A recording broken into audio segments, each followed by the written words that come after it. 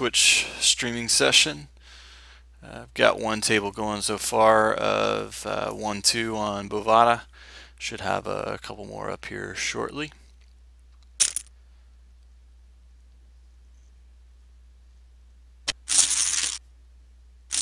Hope you guys are having a good Saturday night.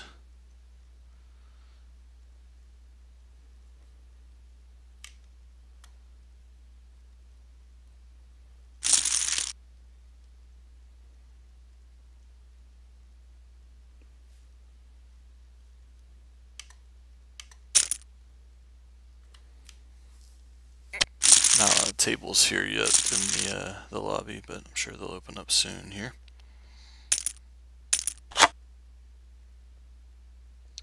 Had a little bit of a slow month so far. I guess so far it's almost the end of the month, but been super busy at my day job. My counterpart has gone on his paternity leave. I gave him the same treatment about 4 or 5 months ago when we had our second child, and now he's returning the favor. But we're getting super busy at work and haven't even had time to look at or get on 2+2 lately, so apologies for those that I just now got back to. I do have a thread on there too, which I'll go ahead and show you guys.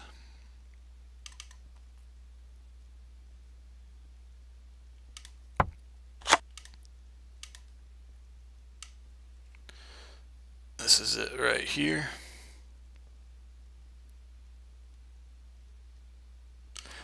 So I'm under the same name there, although it's just Urban Surfer instead of Urban Surfer Poker on Twitch. But as you can see, I always give a heads up whenever I'm about to stream there. Stream on Twitch, I'll post it on there. For my students, I try to send them a quick note through Skype that I'll be streaming, and then I always save the broadcast afterwards on YouTube, on my YouTube channel. They do keep it on Twitch for I think it's like 2 weeks or so, but then they kind of they take them down after that. So I've got them all stored here. It's just Urban Surfer Poker, I believe, or maybe it's just Urban Surfer. I can't remember. Can't keep them all straight, but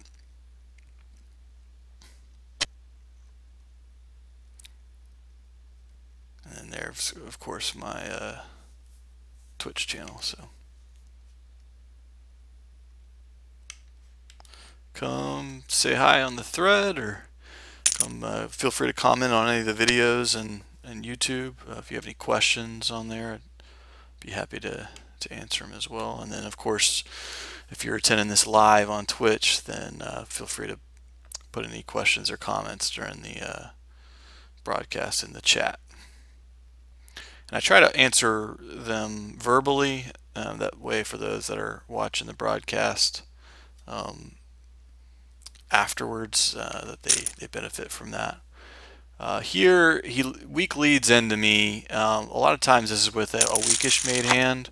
I do have the ability to obviously hit the, I have a little bit of equity, not a ton there, and I luckily hit a miracle card there, but now that I hit it, you gotta keep betting it in case he has a flush draw. But yeah, I thought even if I didn't hit it there, if I fire again a second time, it's really hard for them to continue to stay. He has maybe a weak king there. A lot of times has like a medium pocket pair or maybe ace-7 there. So that's just a tendency with this particular stake. It varies from stake to stake. That wouldn't really fly as much with NL400 or NL600. But that's just something that I picked up on this particular stake.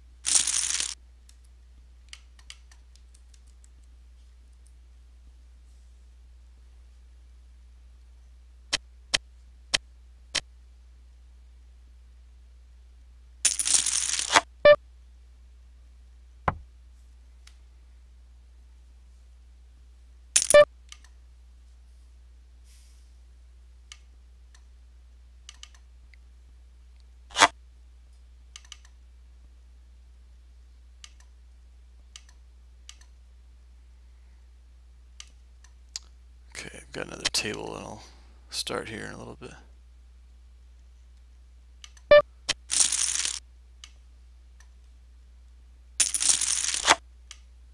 Yeah, I need to make the windows bigger for you guys too, until at least we get 4 tables up. So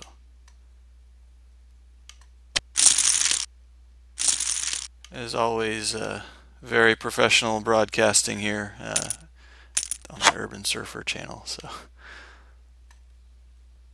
I haven't quite honed my broadcasting skills or my production skills here. So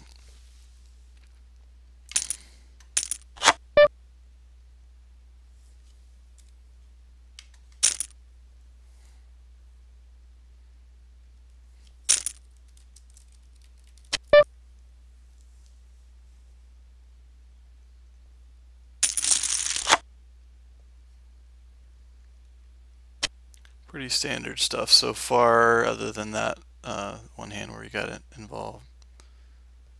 So not a whole lot to discuss yet.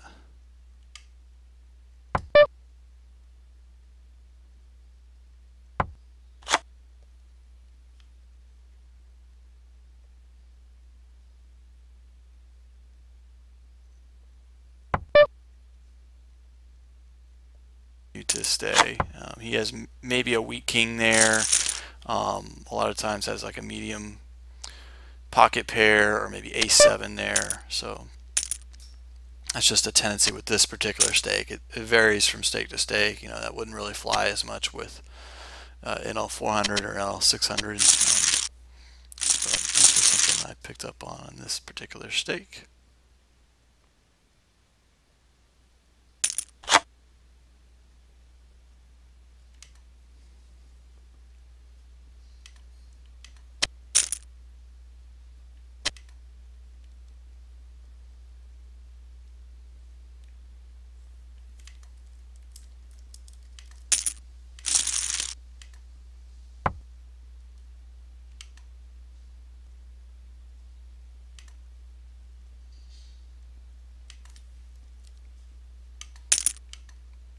Ace Jack offsuit, pretty standard open from cutoff.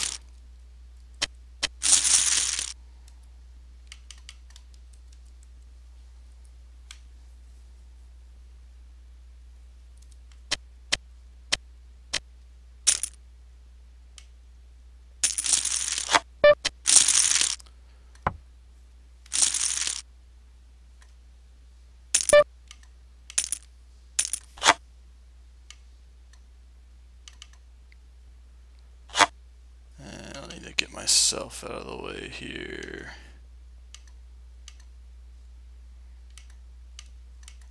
Okay, I've got another table and I'll start here in a little bit.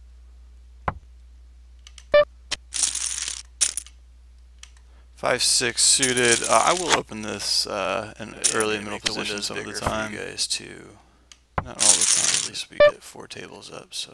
Ace 3 offsuit, it's just limped around. Sometimes I'll lead out here. As always, I'll just check very professional broadcasting here. Lead out on the Urban Surfer channel. So I haven't quite have a huge reason for opting to go that route this time or another time. My production skills here. So.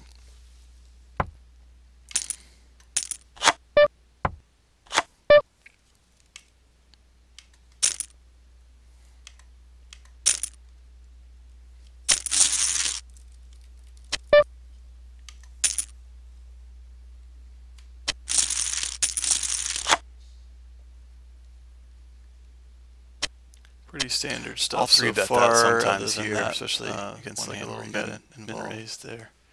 So the bet size isn't too big. If he does call to where the pot's not the bet size. The pot size isn't too large to where I'm worried about getting it in too bad with a lot invested.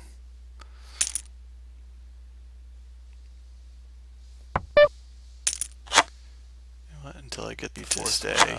He has maybe a weak king there. A lot of times has like a medium pocket pair, Jack offsuit against. This guy hasn't opened a pot yet, so I'll play it conservative. It's just a tendency with this particular stake. It varies from stake to stake. You know, that wouldn't really fly as much back up here. NL 400 or NL 600. King offsuit. I'll squeeze here vast majority of the time. If it was just a single raise, sometimes I'll just call there. Ace jack offsuit. I'm not going to get out of line yet with this guy. He hasn't played a hand in 6 hands, but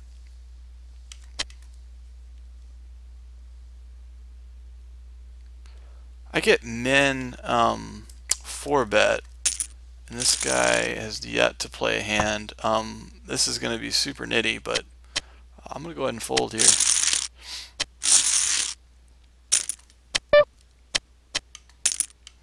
If he ace jack off, any pretty standard open with near normal stats, then I would at least call there, if not shove.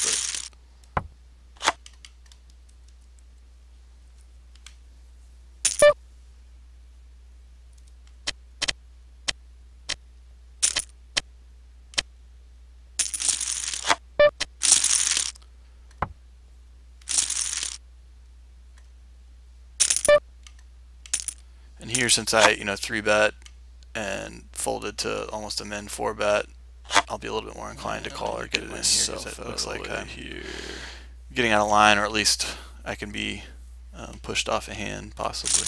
Okay, I've got another table, so the start here. Propensity for them to 4-bet light is a little higher there. 5-6 suited. I will open this in early and middle position some of the time. You guys too. Not all the time, at least we get 4 tables up. So ace 3 offsuit, ace 10 offsuit. I'll just flat here, since sometimes I'll lead out here in a row. Very professional broadcasting here. It's a little too thin to where if I do get 4-bet, that for me to call there, it has to be a reason for majority of the time is pretty opted to go that route. My production skills here, so.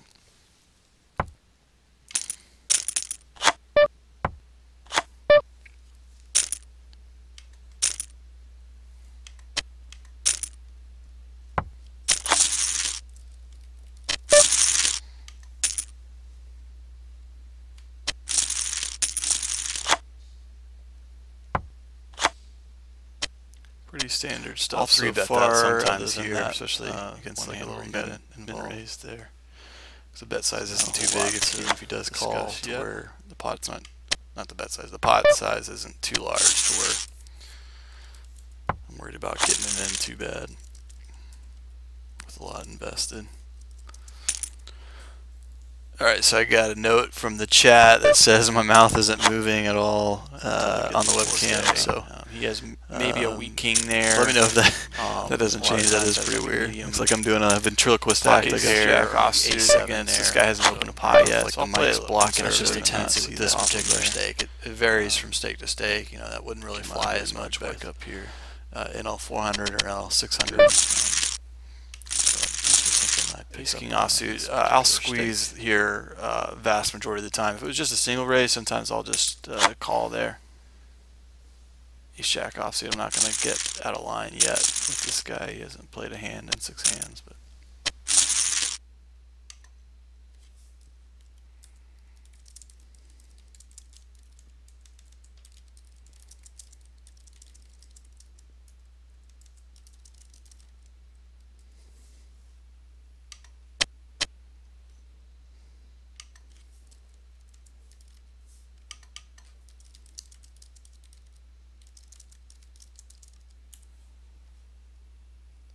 Jack 10 suited here, going to 3-bet on the button.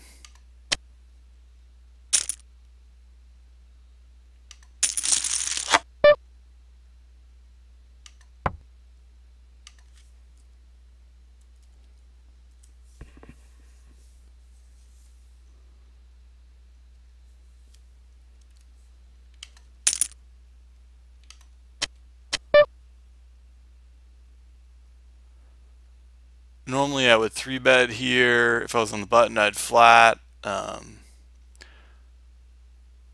just fold here.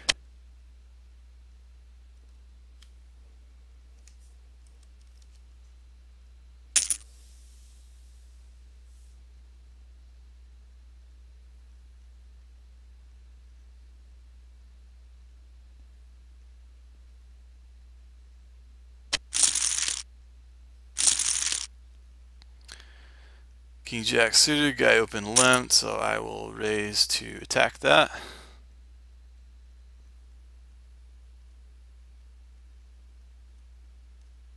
King 9 offsuit's too weak to open from earlier middle as far as how I play. Cut off sometimes I will, button definitely.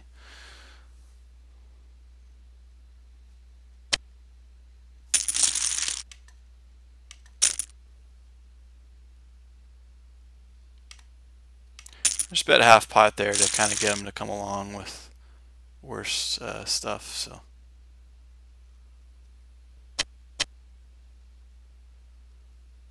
go for a check raise here if he's.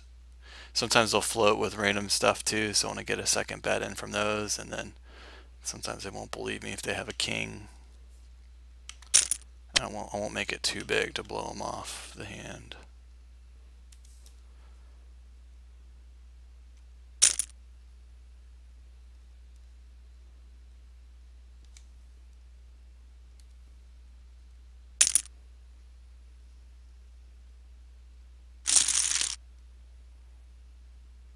And now I'll go for a value bet. I don't think I get called by shoves here too often. And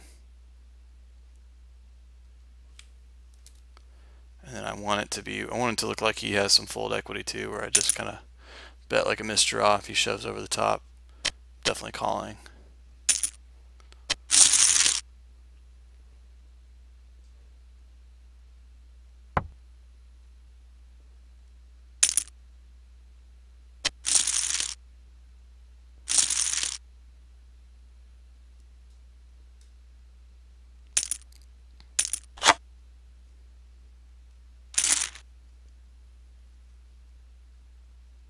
And he flopped the set, so he played it really well.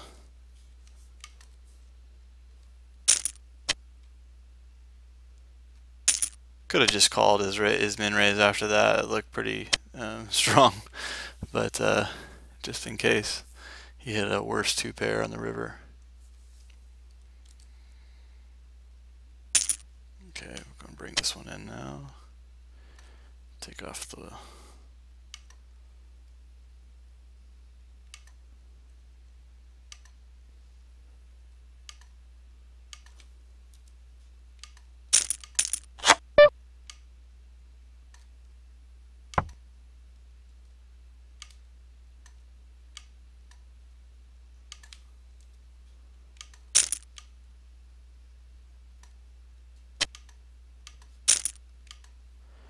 Okay, so there's a question about.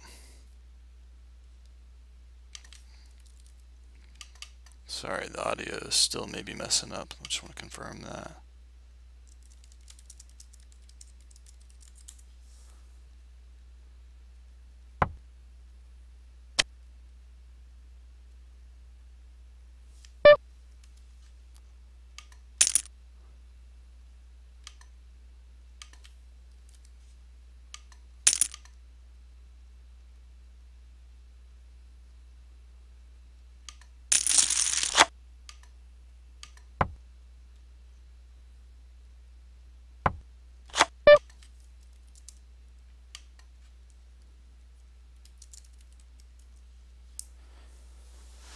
All right, so we've got some questions. I'm going to try to answer those.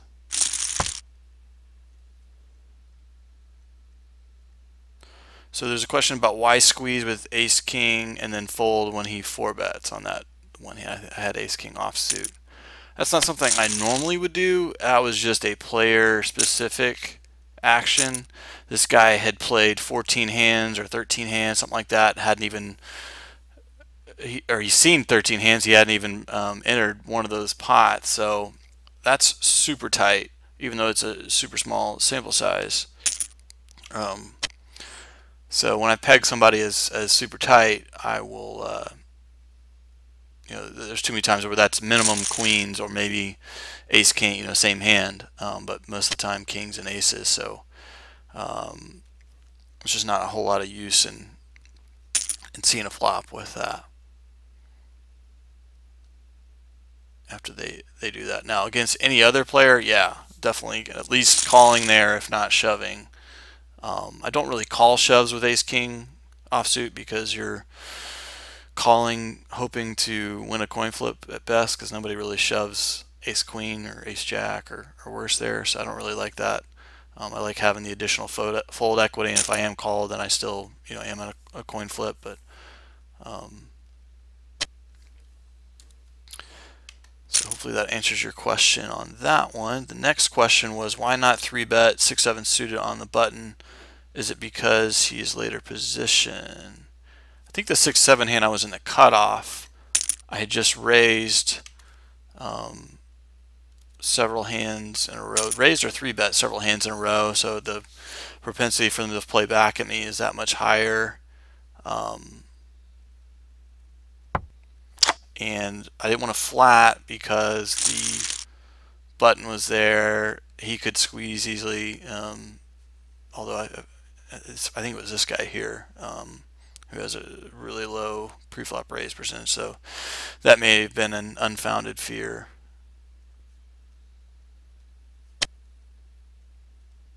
It's not even worth it there. That's just it's a juicy value bet is what that is there. So I probably could have flatted there without getting worried about at least getting squeezed by him. I might have got squeezed by small blind or big blind by doing that. I normally like to, if I'm flatting, I like to close the position, or close the action rather, so I like to do it in late position.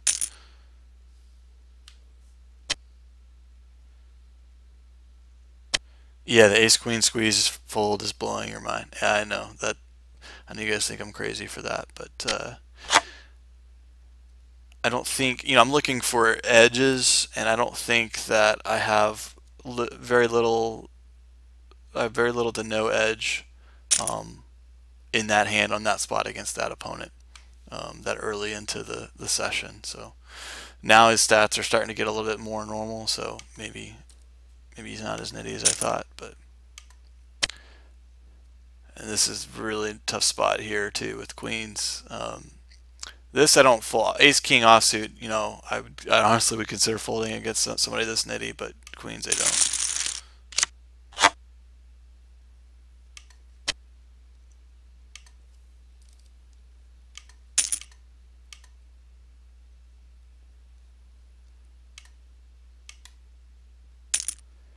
And the other reason too is I'd much rather outplay people post flop, because I feel that I can, rather than just do coin flips like that pre flop.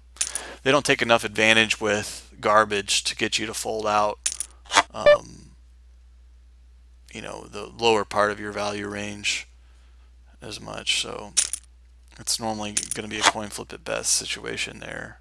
Like I said, I wasn't crazy about that one either, given that guy's stats, but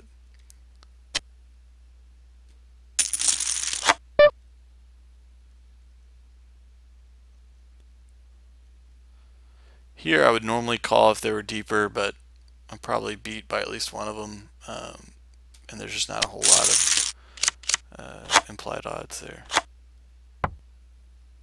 Although this guy did call with 8-6 offsuit.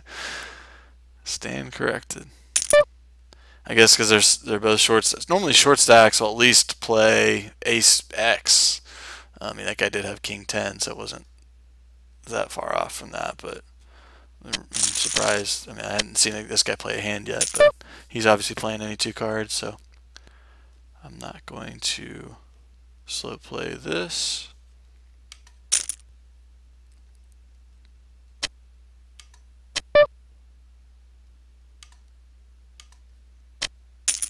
And if he shoves here, there's nothing I can do. I'm already committed, obviously. So, and lucky him, he hit not only 1-7 but 2, and I managed to hit a queen on the river too to make things worse.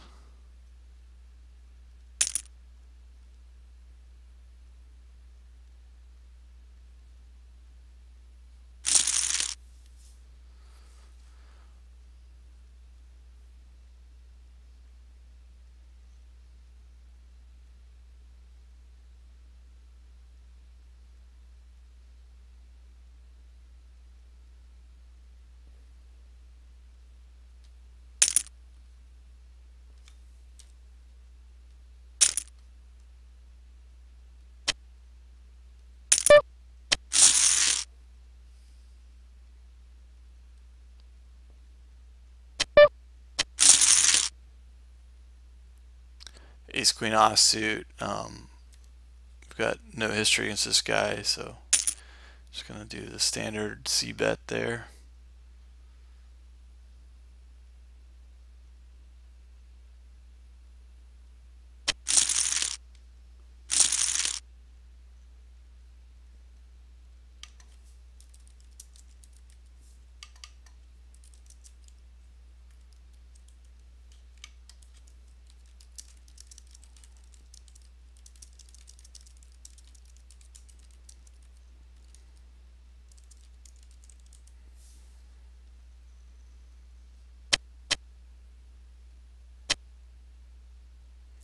I'm getting enough value here just to call here, and hopefully this guy again isn't too raise happy where he would just shove over the top with a wide part of his range.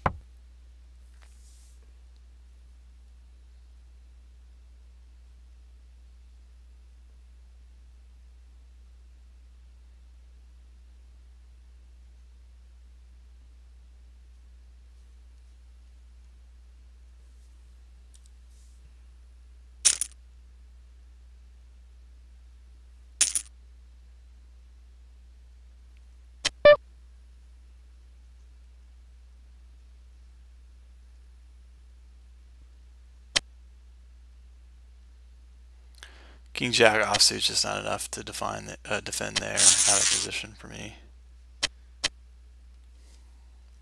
Pocket nines, another safe board to continue on.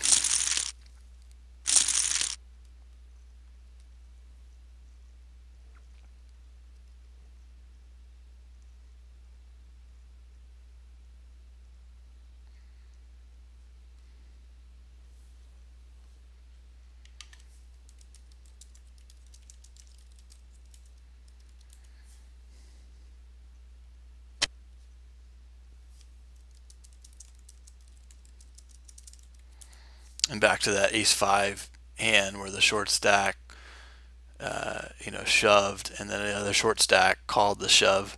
Had it just been the short stack, I probably would have leaned towards calling, or had it just been heads up. But I figured between the two of them, one of them had ace rag higher, or a pocket pair higher, so I didn't think that it was worth looking them up. But that guy has proved me wrong there. He's played every single hand, it looks like, there in seat 3, bottom left table. Bottom right, I've got third pair, but it checked all the way around, so probably have the best hand. And there's a lot of other hands, a lot of other cards that are going to come on the turn that's going to give them a better hand.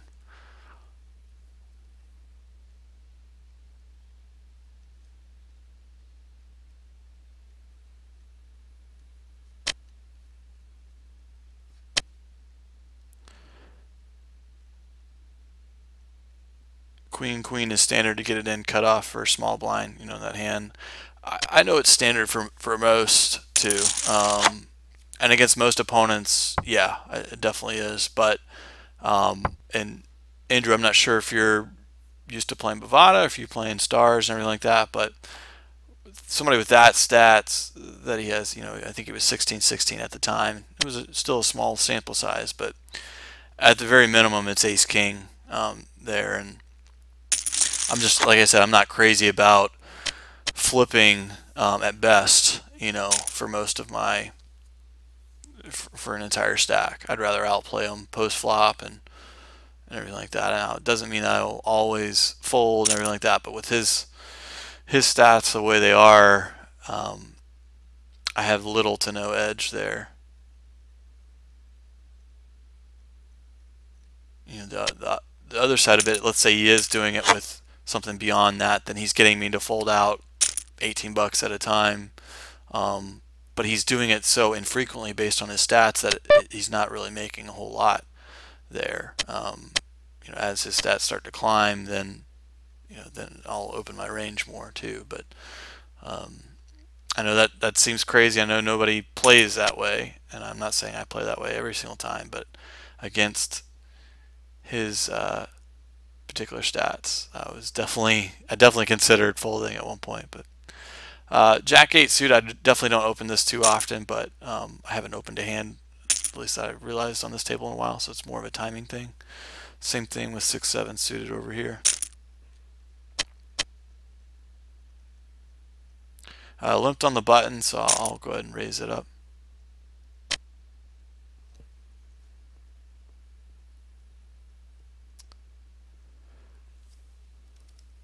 I'm going to c-bet here. This guy is pretty nitty here, but I've got some cards that can come on the turn. That'll give me additional equity. That's one of them. I don't know if I can go for a check raise here with this guy, so sometimes I'll do that to try to blow him off the hand. But he seems pretty passive, so. Top left, I flop a open-ender, but it's all flush board. So I expect some people to stick around. Or already have me beat, obviously, too. So top right, yeah, he must have had like a medium pocket pair or something like that. And he folded out. I doubt he folds any queens there. Just a 2 barrels.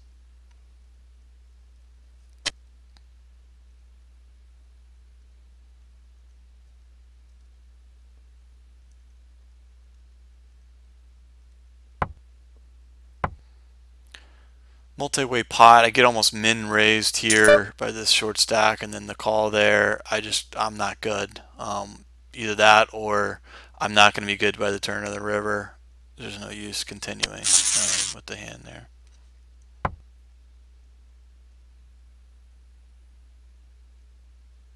I have no showdown value, so if I just call there and hope to check around, you know, I can't really get to showdown with much there either. If I had, you know, an overpair or something like that, I would definitely call at least one street there to the min raise. But yeah, when that guy overcalls like that, it normally means something like that. A7 suited, I will float on the button. This guy has hardly played any hands there.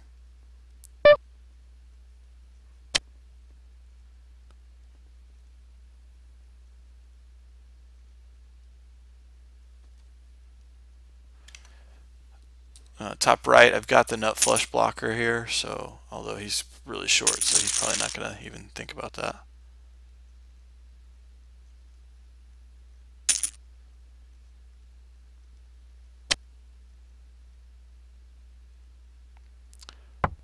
I don't see that I can really get him to fold anything there, so.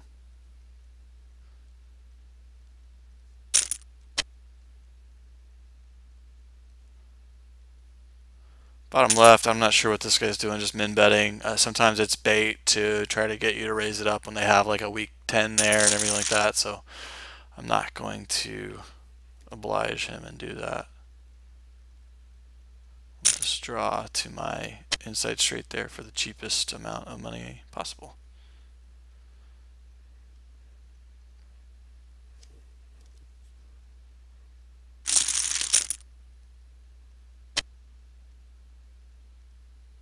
That's right. That's this guy who's can't really peg what he peg him on a hand or anything like that. He's playing pretty erratic. So top right, got Queen Jack offsuit, 8 10 10 board. Definitely a good one to c-bet.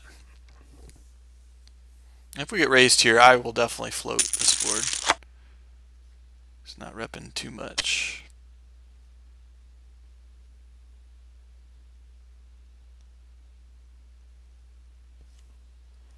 I'll go ahead and continue.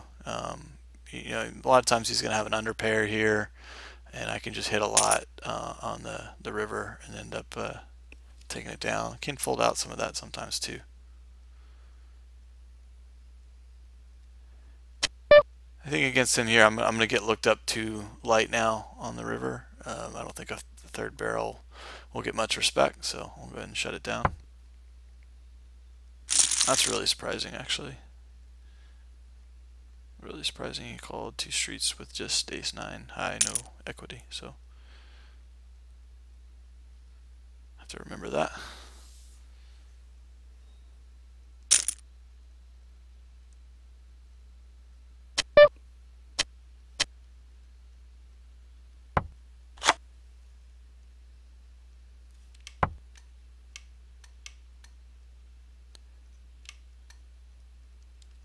The player 3 is like quadrupled up now. So hit a flush, it looked like, on a big hand.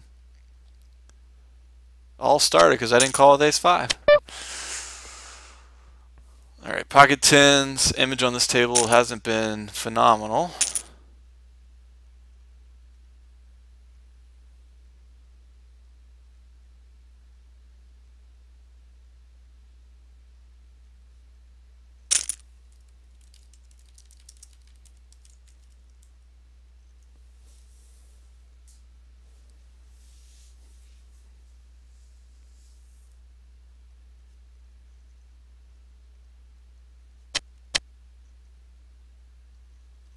Let's see if I 3-bet here.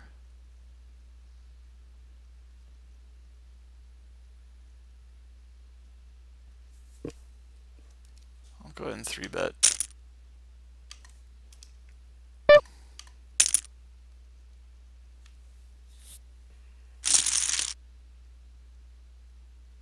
More of a timing thing, and then also just seeing his high fold to 3-bet percentage there.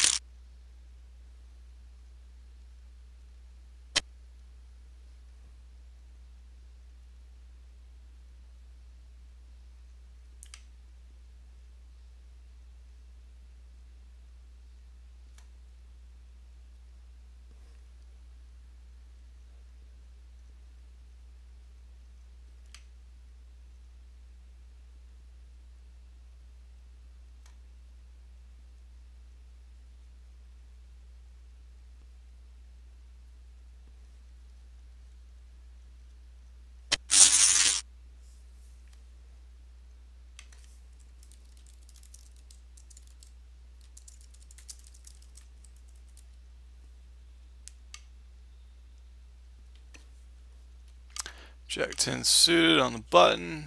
If I don't raise that, might as well quit poker.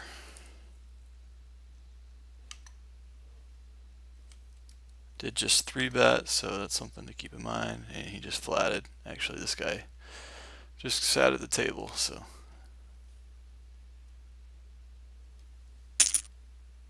And this guy's obviously on tilt here. Player 6. Top left, so he called I see bet on flop. That's a really good turn card for me to represent. He does definitely have some, you know, aces in his range there that he floats, but it'll get out a lot of the random kind of pairs that he had, or any king X, queen X, jack X that may have just floated on the flop, since it's a very benign board.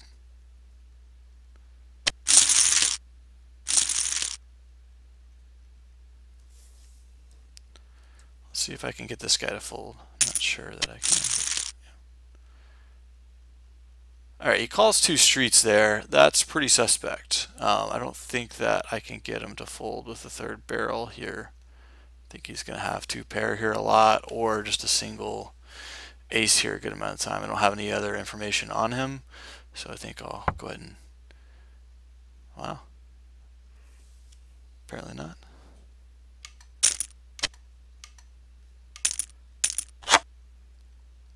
So keep an eye on him. He's either a reg that realizes that that was a scare card, and since I'm in the kind of the cat burglar seat being on the button, that I'm going to fire that a majority of the time, or he's a calling station, so hoping it's the latter.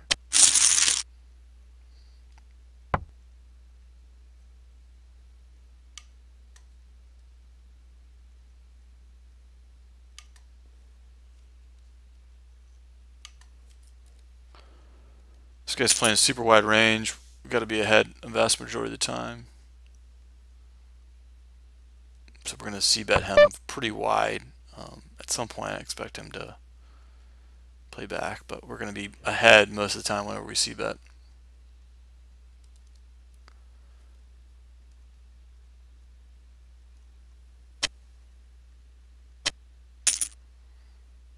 I don't know if this player 6 is going to reload or if he's just going to continue to vent.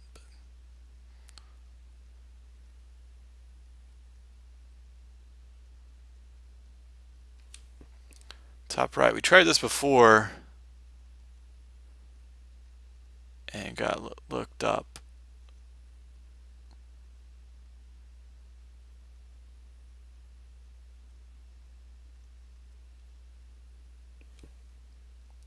I don't have a whole lot of equity in the hand. Sometimes I'll give up here, and sometimes I will fire since I don't have any equity.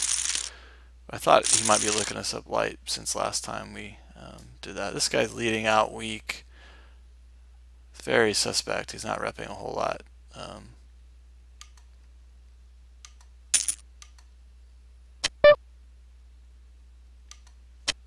He does have very low aggression factor though.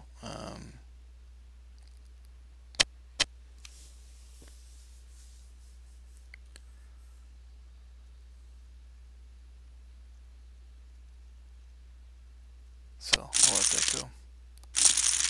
Sometimes I'll play back there. He did make it. I mean, it's a pretty large, sizable bet. So if I was going to play back, I'd almost have to just call there and then see what he does on the river.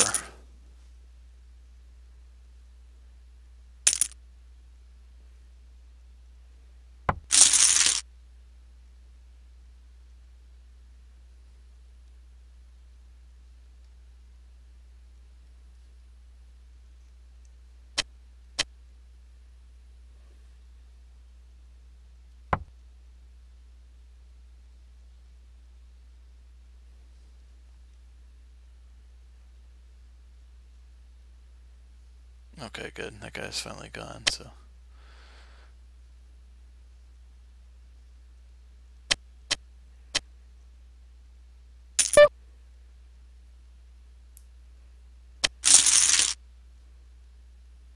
Jack 9 suited from the cutoff. I will open majority of the time.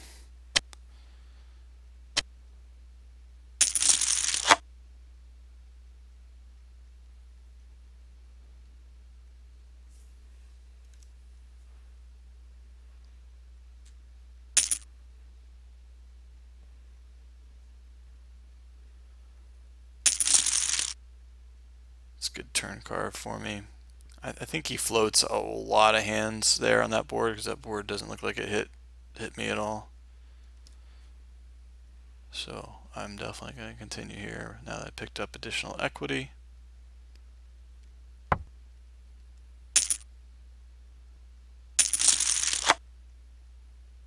I think he's in call down mode. This feels like he's going to call me down.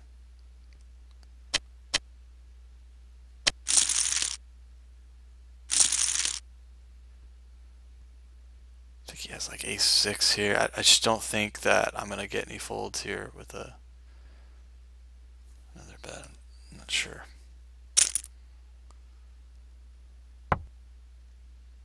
Definitely not after he floated and hit top pair. No way he's folding that.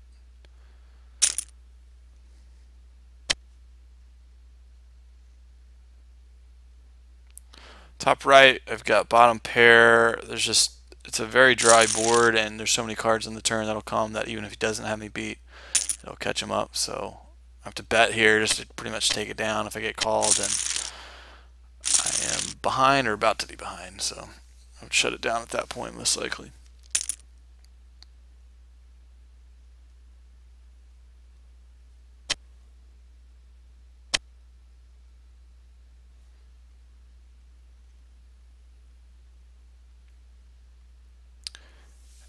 And I kind of said this at the beginning of the broadcast. For those that have been trying to reach me on 2+2, I've been super swamped.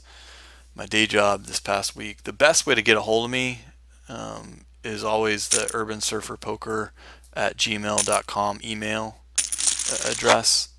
That I can respond to, because I check it. That's checked every single day. I don't always log into 2+2 every day. 4-6 suited, hit bottom 2 pair. I don't ever play bottom 2 pair very slow. You just get counterfeited too much if you get tricky on it, and too many backdoor draws can hit too, and other funky 2 pair that are better than yours can hit. So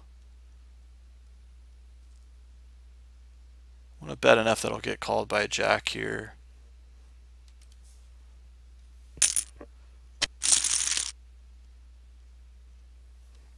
may not have had a jack, or I think he would have called. If they're aggressive enough there, I will sometimes check there. You know, I said I don't slow play it too much, but if I'm pretty confident that they will bet there, then I will sometimes go that route.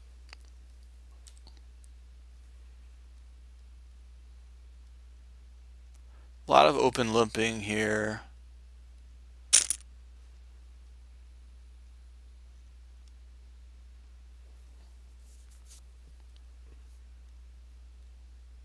Top right, I've got open and straight draw. Just three-handed with a couple of reggish stats, it looks like. 3-bet and overcall, I've got king 10 suited.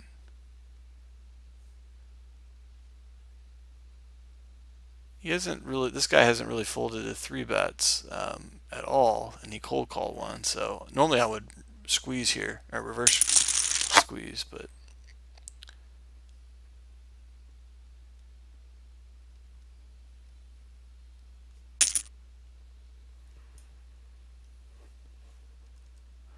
top right, we'll go ahead and c-bet the ace there.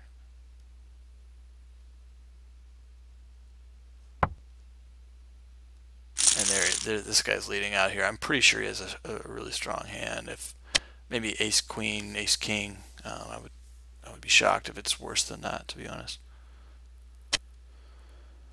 Don't like this guy. The fact that he called now is leading out on the turn. I'm gonna at least look him up for one street, but could be a flush draw. The open ender got there on the turn.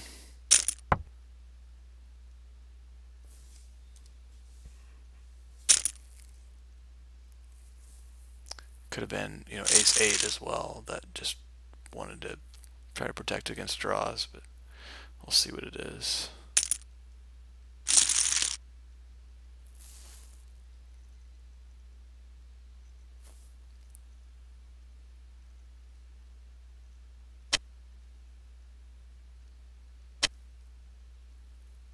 Bottom pair. Wow. Okay, I like seeing that. I thought maybe he was a little bit better of a player than he was, just how he played the set hand. I mean, just because he open limps a lot, I have seen some players that just like to open limp and call that are actually pretty decent post flop. But that just may be how he plays a set. Just waits till the river to get anything. So that's more of a like a NL 400, NL 600 play, where they wait to escalate the action till the river whenever they have a set. And sometimes those players will play NL 200. So I thought possibly that, but now thinking otherwise. Top right, this guy isn't really, I don't have any history on the guy, so I'll go ahead and start stealing. I just beat this guy in a pot, so I will go ahead and peel with ace 10 suited there, even though he hasn't really 3-bet much.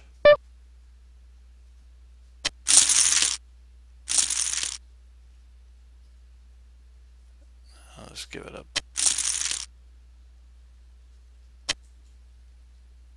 Also, since I had position too.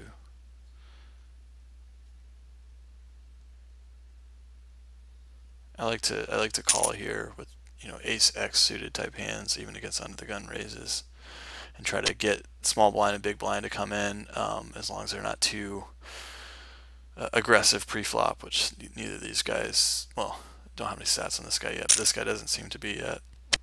That's a little bit what I was worried about, but again, I didn't have any stats on him, so I just assumed he wasn't. But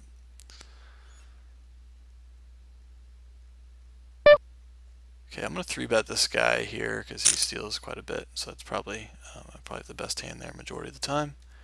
Jack 10 suited, open under the gun. If he had more behind, I would highly consider calling there, but it's not enough to reward me when I do hit a big hand.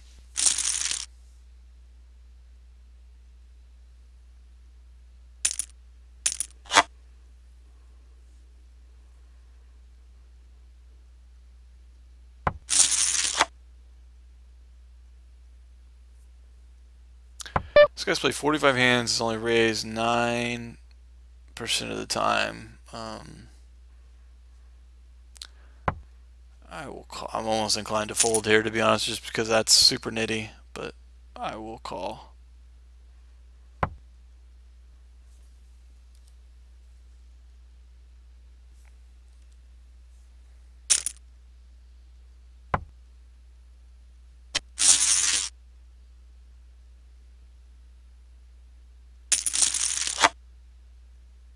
I mean, even here, I don't feel 100%. I mean, if he takes a bet line, there's no way I'm good.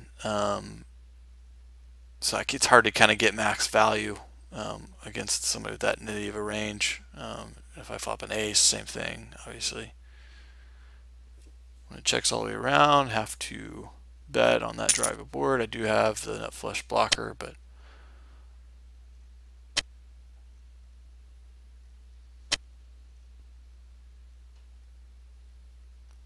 I'll peel here. I'm not sure exactly what he's doing this with when he donks out for full bet. This should slow him down.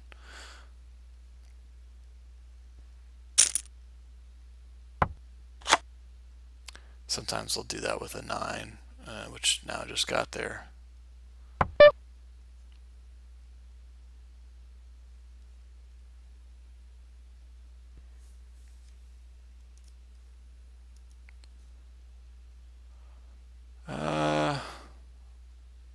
I don't know what else I beat here other than Queen Jack, King Jack, I guess. I guess those two.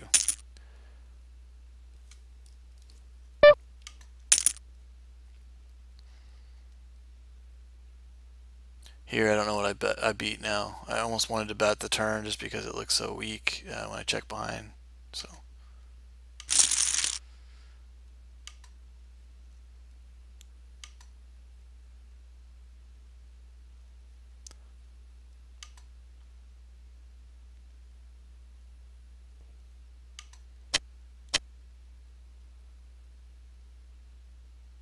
Here, that's really strange. He didn't play a monster this way before, so I'm going to actually pop him here.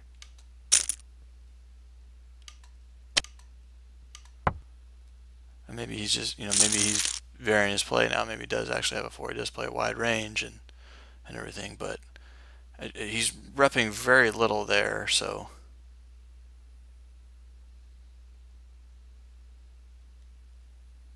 It's definitely not good that I got called.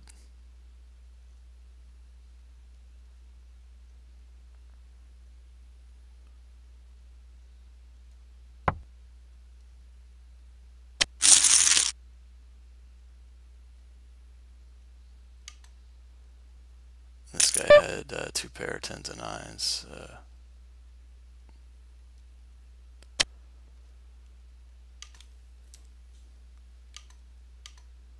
Okay, so now over here, now that I hit the queen, I have to bet it, and if I get raised, I have to fold. But how much to bet that I would get paid off by something like a 9?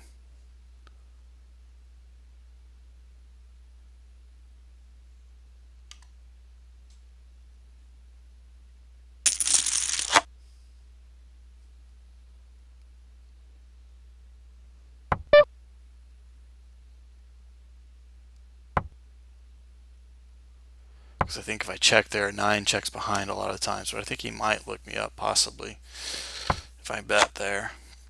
If he has a 4, then yeah, he'll ship it, obviously, but.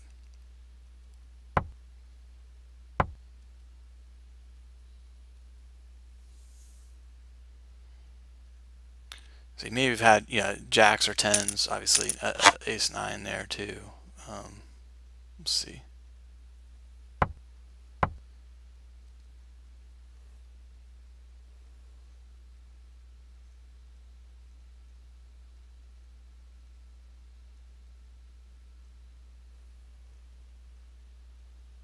That's kind of a suspicious card for them to bet, but he has an aggression factor of nothing, so. Yeah. That's the problem. When they have no aggression factor, I mean, it's only 14 hands, but people don't vary their play enough to where, you know, the small sample size skews their results. It's pretty telling.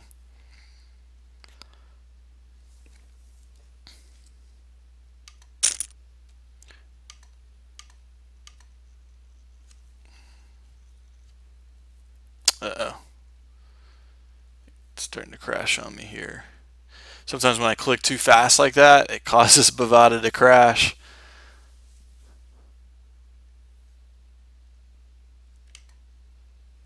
That's unfortunate. Hopefully I'll still get my tables back. Sometimes you do, sometimes you don't. So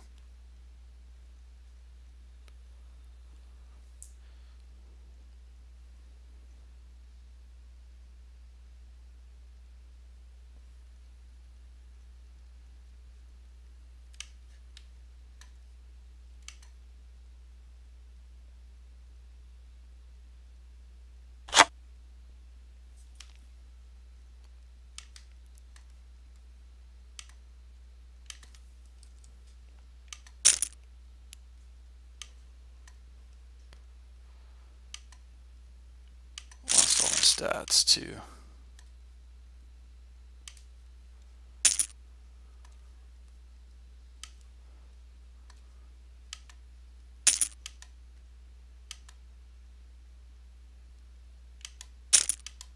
I think this one was.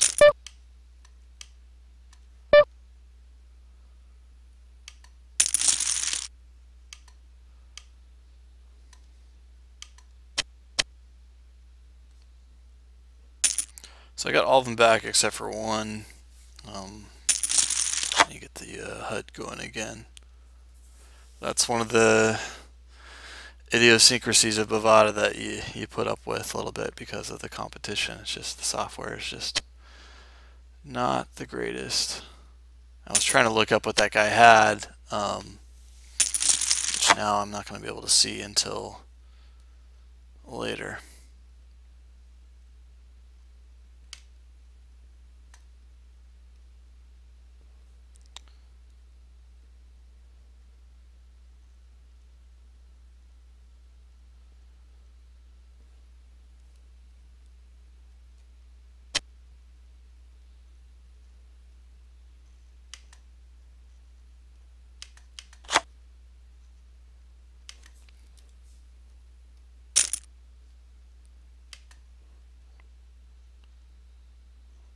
See if I can find it. Maybe I'll just have to randomly click through hands. Oh, he had a flush draw. The guy just had a flush draw. There it is, right there. Ace queen off against 10-5 suited.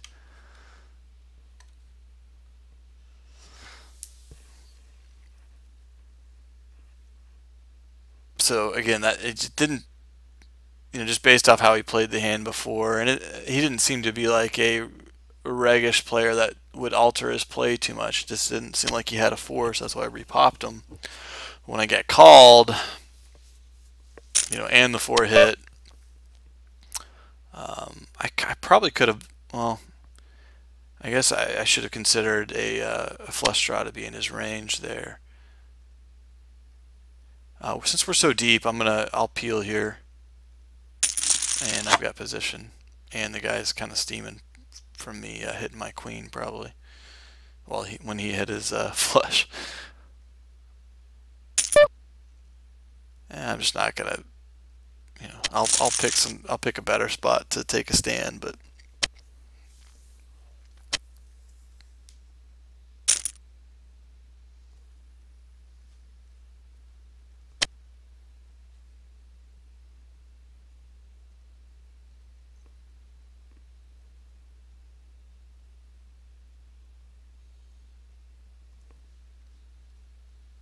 this guy open limps and small blind.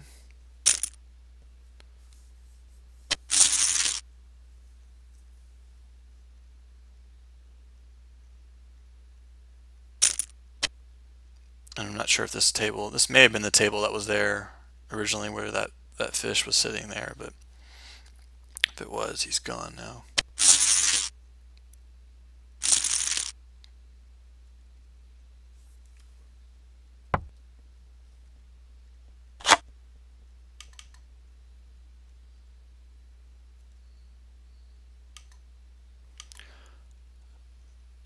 And normally what I try to do, it's a little bit harder to keep tabs on it since I'm talking through everything. I try to keep tabs on the players I'm playing with, if it, reassess to see if it's still a good table to sit on. And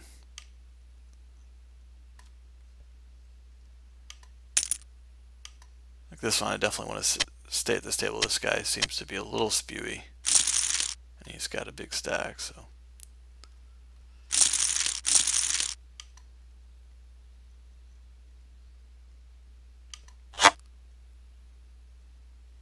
Let me try to find a better table than this one, actually.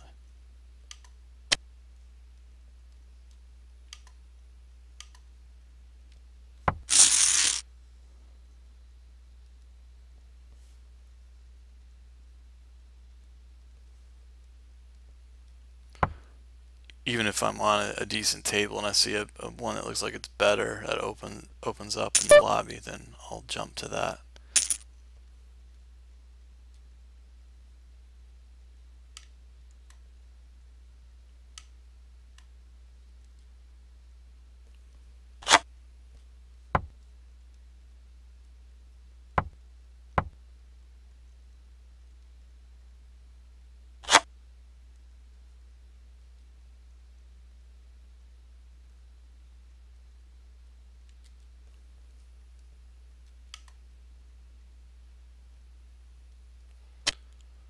Sometimes I'll check raise there, but there's too many people in the hand to do that. Somebody has an ace that won't want to let it go.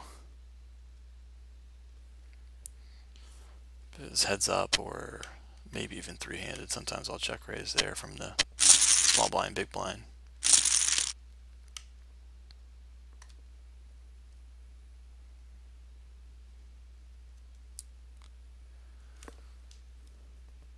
So since they're opening from the cutoff with ace queen offsuit, I will 3-bet that. If he was under the gun or maybe in the middle position, and we were fully six-handed, then I would consider not.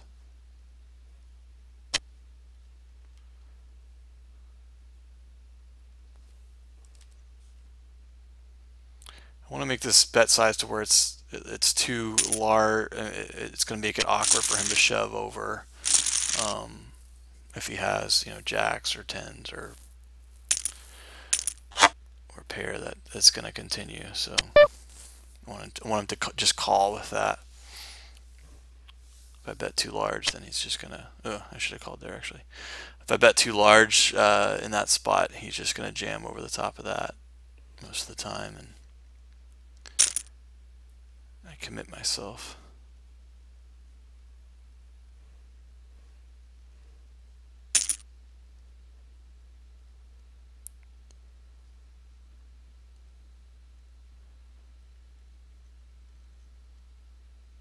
Okay, so we got some more questions from the chat and Twitch. So Fat Kid from Up, you've been thinking about calling a squeeze with suited connector type hands like King 10 suited. Problem a lot of time I have is I never get to see past the turn. The pot is usually big enough for them to jam. Yeah, that'll definitely be an issue some of the time.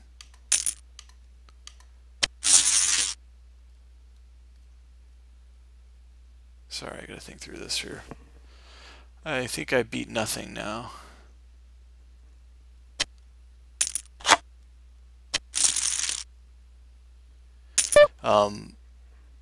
So I mean, you call with those types of hands to try to get a big flop, and then if you think you have fold equity on depending on what the flop is, depending on the player, then you can get it in with your equity, but a lot of the time you're not going to have much fold equity. If it comes like a low rag, let's say you got King 10 suited, comes like 10, 8, X, and you've got like top pair of the flush draw, you're probably going to want to, you probably have enough equity there where you're going to want to get it in, but if you're considering fold equity in there, you probably have very little.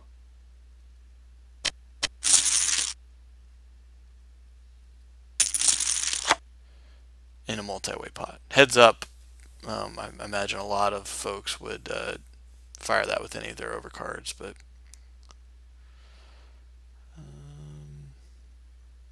trying to think if I have any value in betting here with the king queen on the river. If I get paid off by worse, I don't know that I do.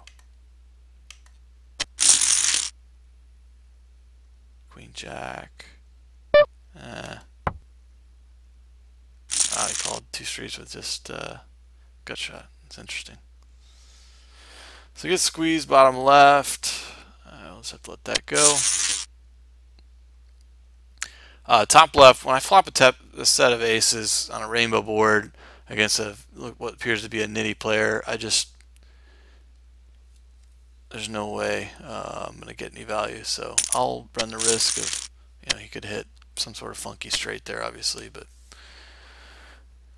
at least do that. But let them try to rep it for a hand or for a street and get a little bit of value at it. But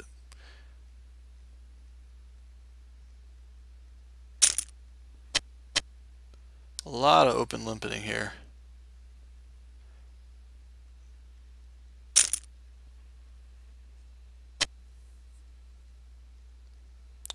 If you bet so small, aren't you afraid you're inducing too much? You bet 145 into 150 when you rivered the queen.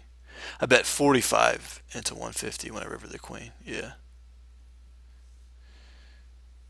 Yeah, so that hand against the fish, I was pretty confident where I was at. But if he does show over the top of me,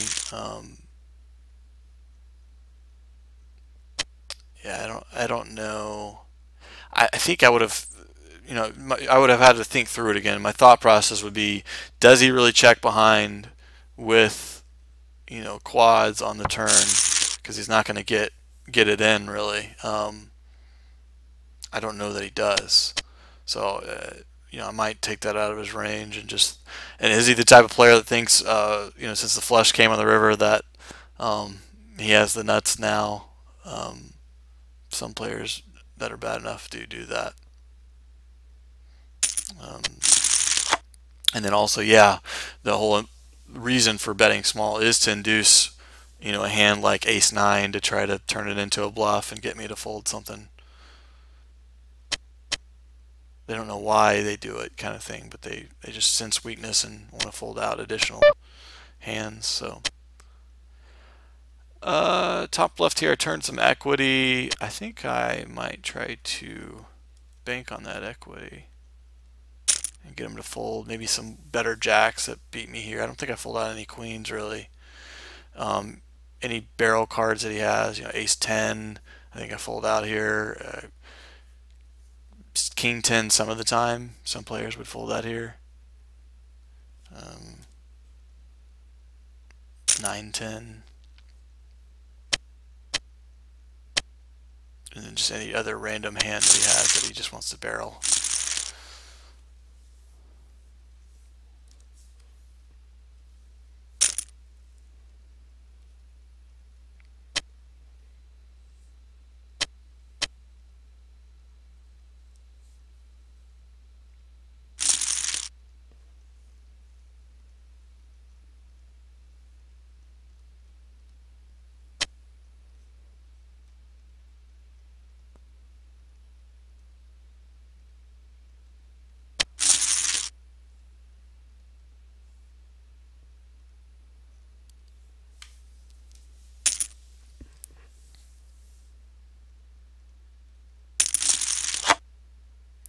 Bottom left, I've got to open in straight draw.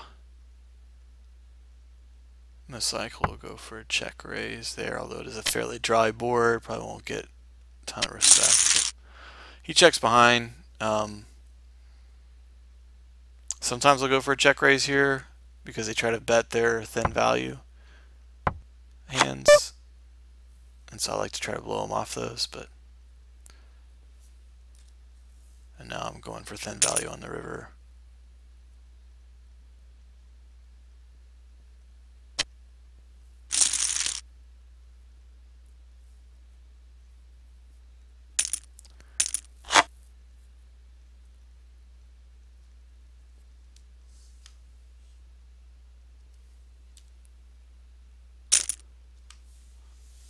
want to mention I do provide coaching. If you're interested in getting more details on that, contact me at urbansurferpoker@gmail.com. The email address is at the top of the screen there for you. I get min 3-bet here by somebody that hasn't. Sometimes it's either huge hand, sometimes it's nothing, but flop a lot, decent amount of equity there. So this next bet size is normally fairly telling. If it's massive, then he normally has some, big hand. If it's medium-ish, and this is kind of standard.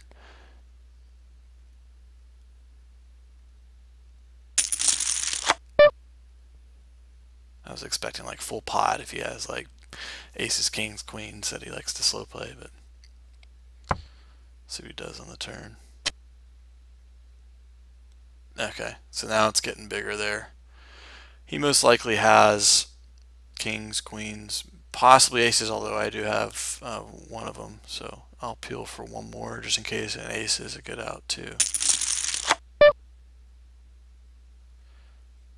And it looks like a decent bluff card, but I don't think anybody on Bovada these stakes folds aces, kings, queens here when that hits. So it's not how I like to play a flush draw by any means, but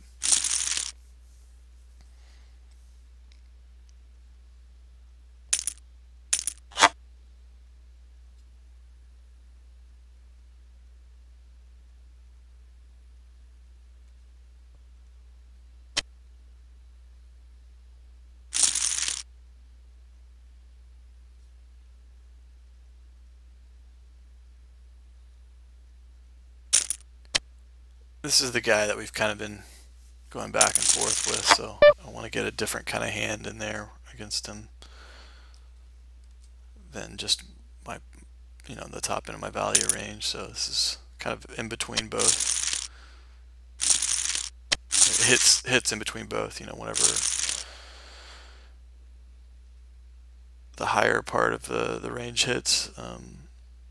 I can hit both boards is what I mean. So if high cards come, I hit that a decent amount, and if low cards come, then I have a decent amount of equity, or like there I hit top pair.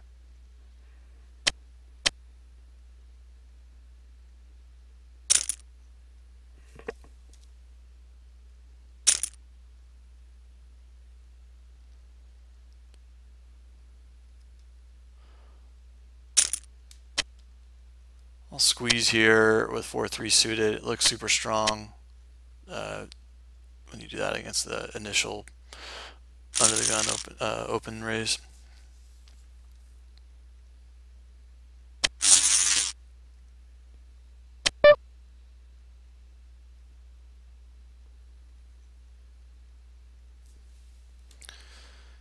Queen Jack offsuit, I don't open that all the time for middle position. I just haven't been raising too many pots here, so it's a little bit more of a timing thing.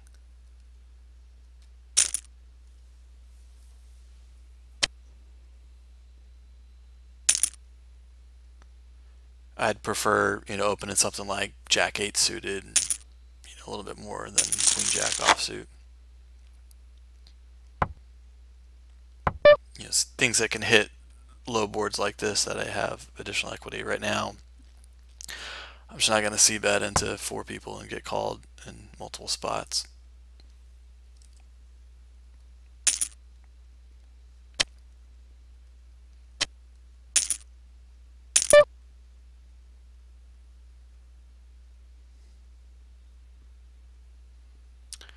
Top right here, I don't see a whole lot of value in betting here. I don't think I'm going to fold out. Could he have overs here and then shove river if we miss? I don't know. I don't think I have a whole lot of fold equity now.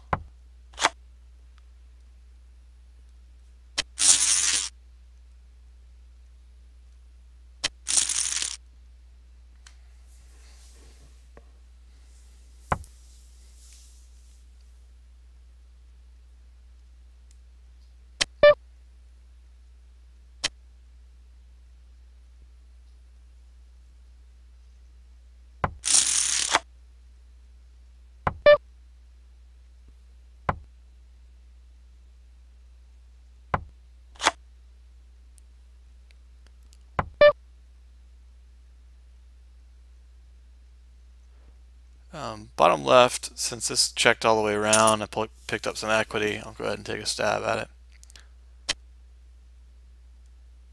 8-6 suited. I'm going to open under the gun here and hoping to get involved with this guy here. It's definitely a disguised hand. If I get 3-bet here, then I'll probably lay it down because I'm out of position.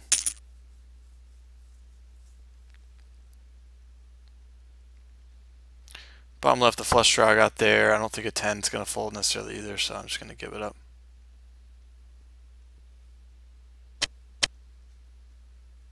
And top right, this is perfect. I love playing a multi-way pot with a disguised hand like this. And I can hit equity just like that. See, now it looks like, I would continue here, obviously aces, kings, queens, so it looks like I have that. But then I've really got the lower part of the board covered.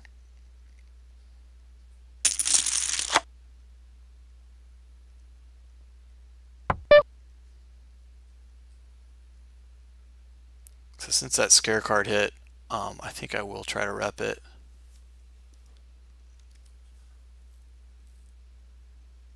Wish it was the king of hearts, to be honest, obviously, but now it looks pretty darn strong.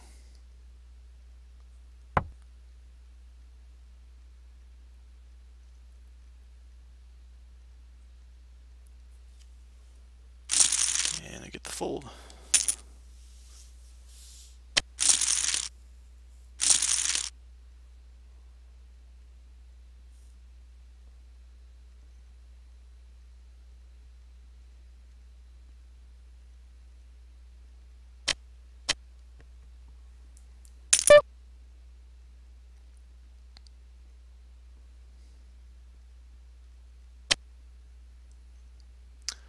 Open limps all the way around here, bottom right.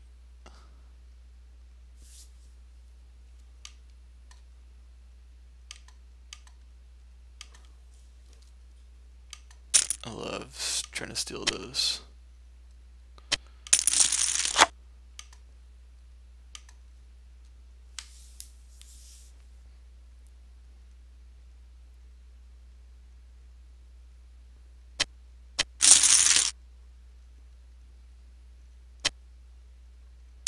I'm not sure why these two guys are sitting out over here, but it's making it shorter handed, which I can try to isolate 6 even more now. So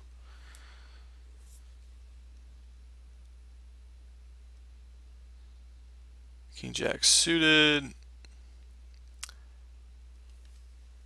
I can go ahead and try to do that light. I just kind of stole that family pot there, so he's going to be looking me up a little bit lighter.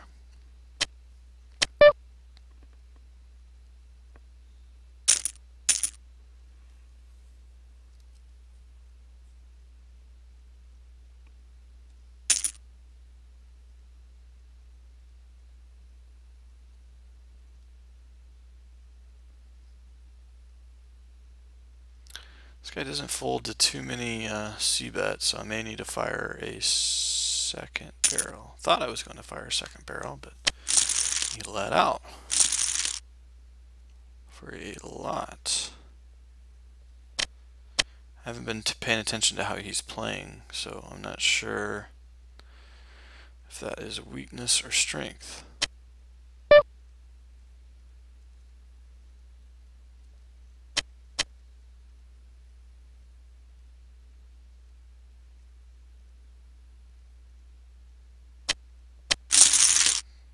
If this was a heart, I think I would definitely be shoving over the top here. I want to lean towards it being weakness, to be honest.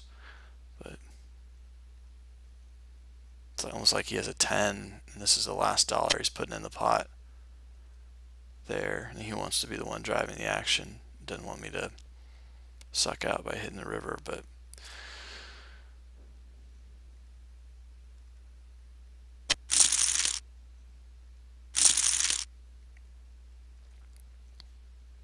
definitely have to keep an eye on that.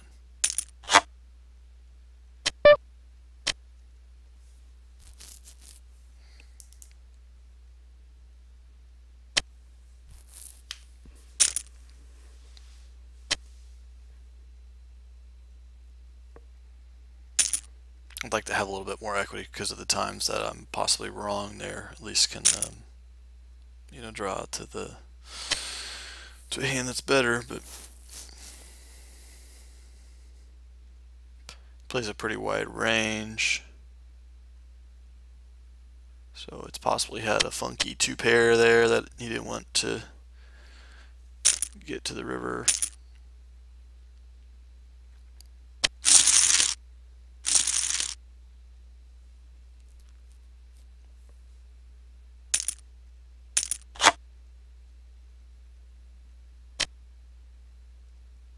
King Queen suited top right, and that's against the guy that we're trying to ISO, so I think I'll be squeezing here if this guy doesn't beat me to it.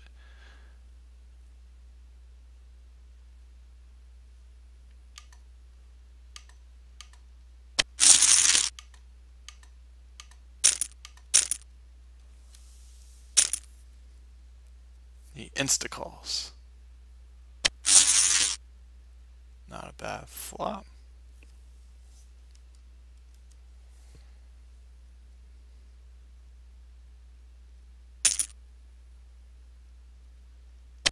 Instantly called.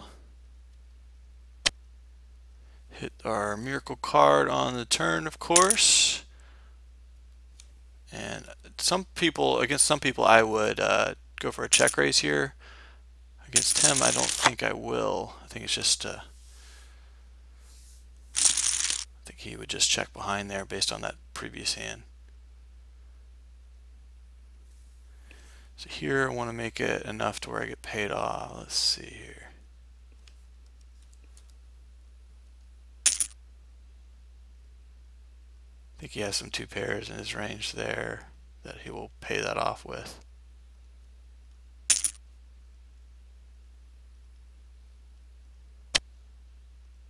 Maybe should have made it a little bit less, maybe more half potish.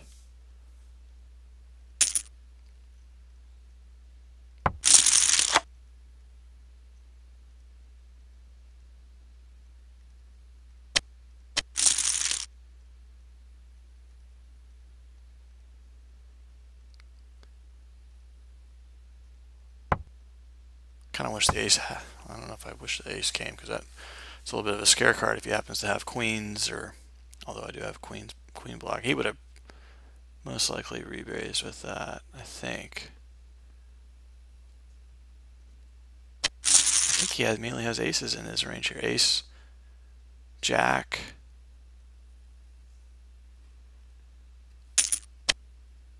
like nut flush draw. We'll see what he had.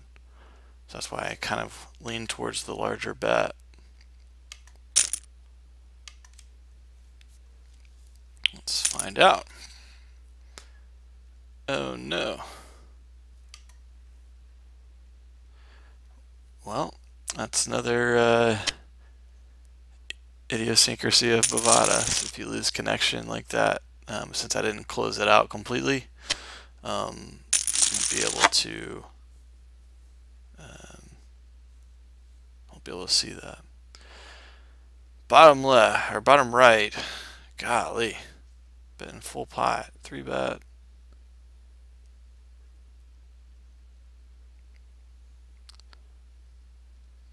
Gotta feel like I mean, it's probably a nut flush draw or it's over pairs, but I can't really fold here. It's so short. Yeah. Took me a second just to kind of recognize what that was, but this guy's obviously frustrated with us. I really would have liked to know what he had.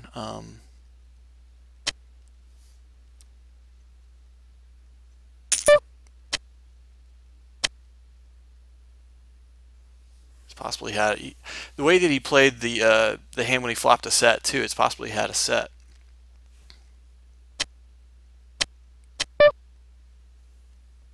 Like a set of 10, set of jacks.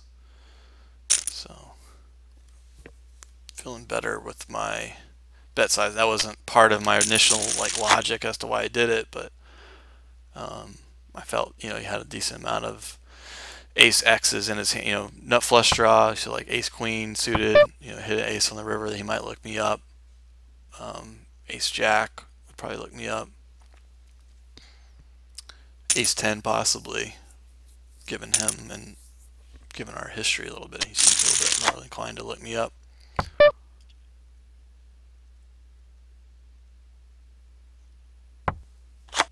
So I definitely want to look at that one, and I want to look at the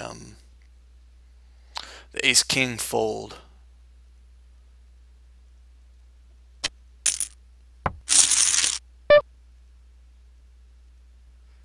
Trying to think if I may have a little bit of value here if he has like a smallish pocket pair. Probably should have bet the turn.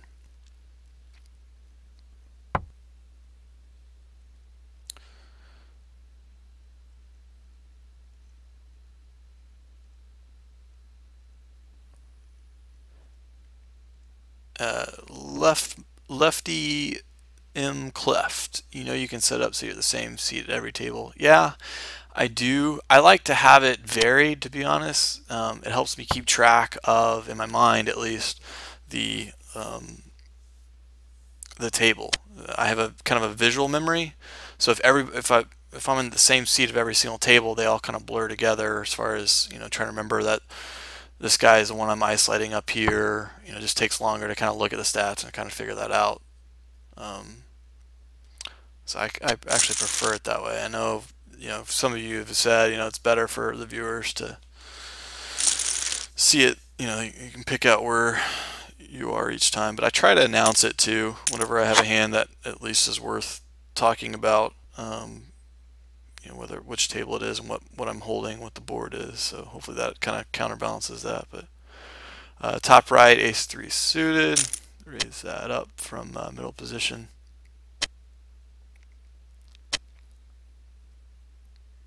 I did try to switch the seat position in the middle of the session before, and I forgot that the HUD doesn't follow along with it, so that was funny.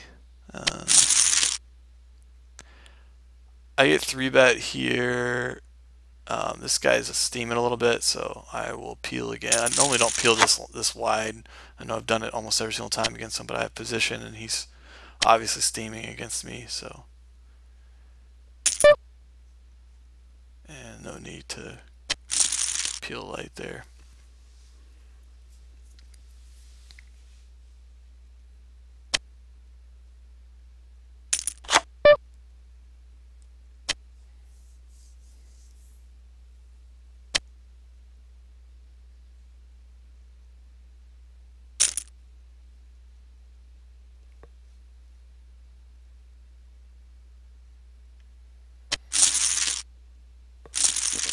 Radio Blah says idiosyncrasy means bleep, talking about Bovada. Yeah, it's definitely a euphemism I'm using. So I work in application support, so we always ingrained it in our employees, never bash the system you're either using or supporting, even if the callers do. So that's still ingrained in my head. So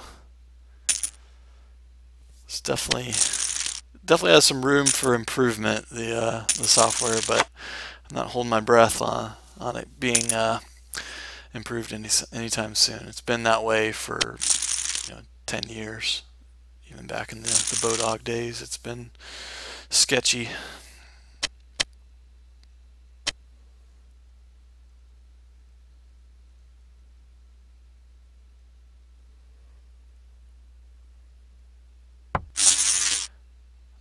The hand replayer on Hold'em indicator.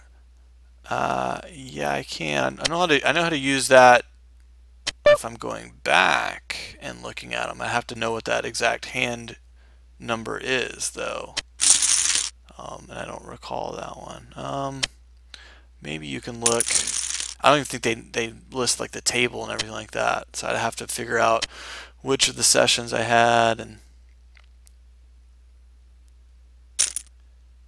so I don't know if I can do that while continuing the broadcast at the same time. Take a little bit.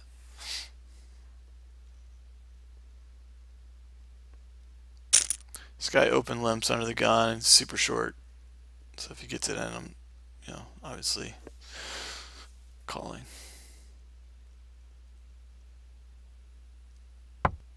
I don't remember why I'm in this hand with 8-5C. I must have limped and then I raised and it got called. But against somebody short right there, I'm just not, and somebody else in the hand, I'm not crazy about C betting there if that was the case. So just give it up.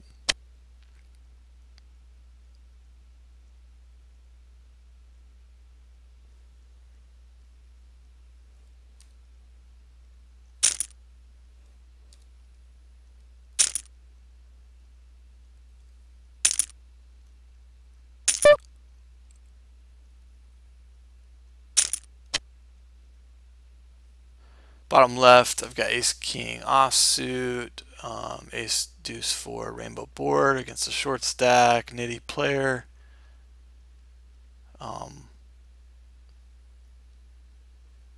Sometimes I'll check that back there and get kind of tricky with it, but sometimes I don't.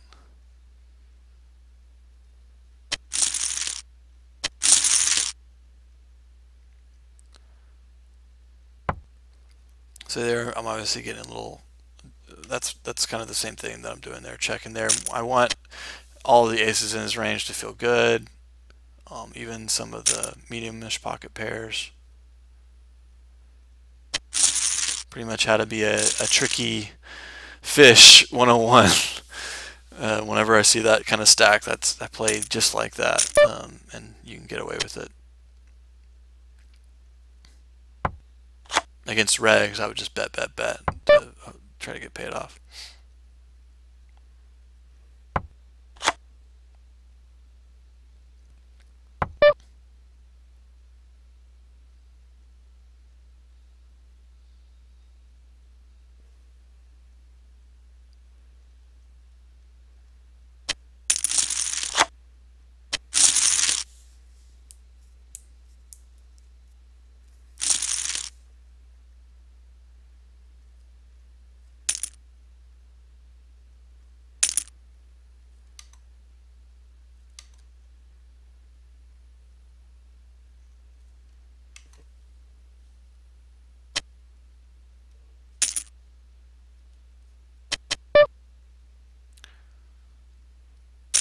Alright guys, I will attempt to try to use the replayer to look it up since there's so many requests for it, but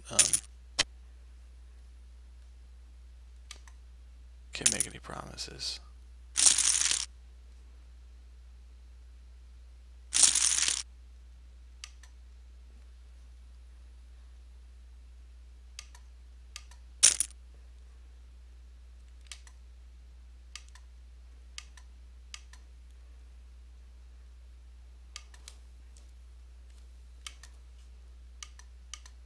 May take me a while to even get it going there. I don't know how to get to it from here actually.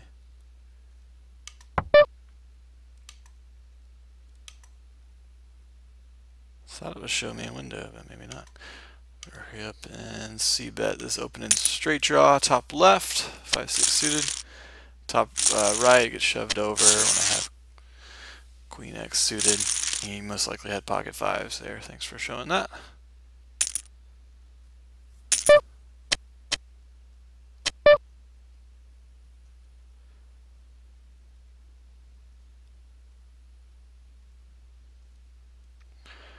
Four-handed bottom right, Queen Jack offsuit. Sometimes I'll 3-bet that. Sometimes I'll just call like I'm doing now.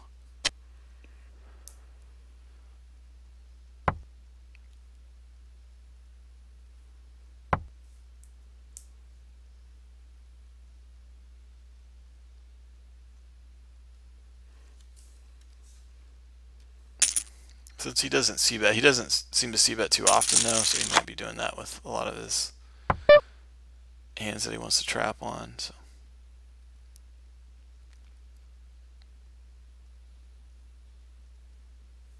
I just can't see him doing it with.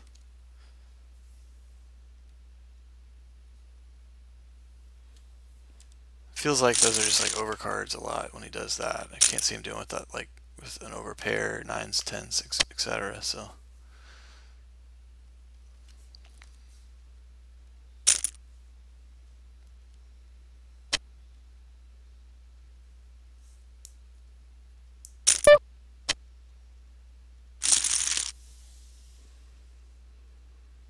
What incentive does Bovada have on improving their software? Yeah, they don't cater to regs for sure. They cater to just the rec players. But even the rec players, I think, would be able to benefit from it being better software.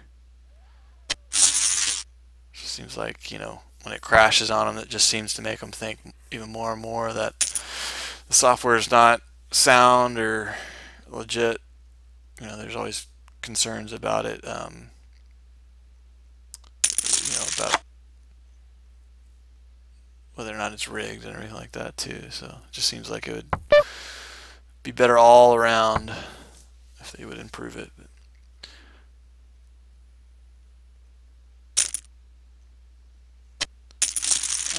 I don't think I can win here now with this guy calling. Let's say he was calling with some sort of non-nut flush draw, king queen, maybe like pocket tens or something like that. So if he leads out here, yeah, I have to fold.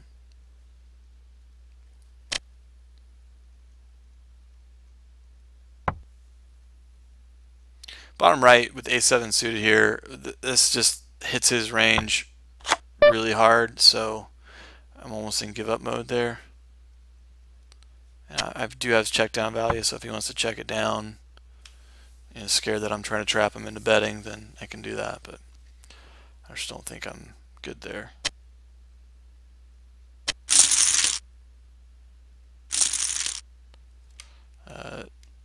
Player 6 is getting even more frustrated. Let's see what I can't look up the hand there.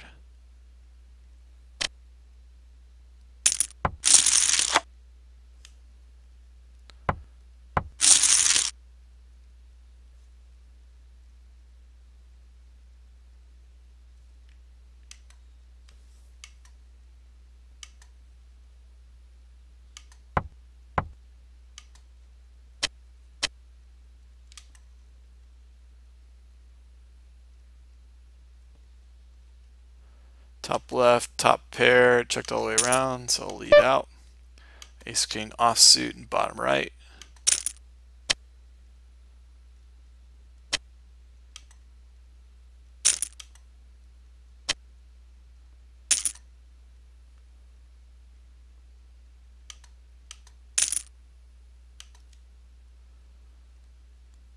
Since these guys are short, I can get away with betting a little bit more, like half pot instead of 2/3 pot.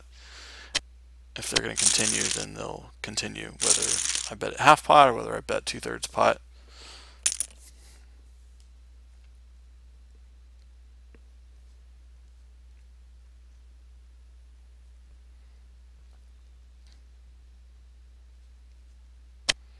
It's been a while since I looked at the replayer, so normally how I get to it, because I always use just the Bovada one, or I use Hold'em Manager one. The way you normally get to it is I'll have an additional, additional table to where I'll that hasn't opened yet or something like that. So for some reason, I'm not able to see which option I go to get that to come up.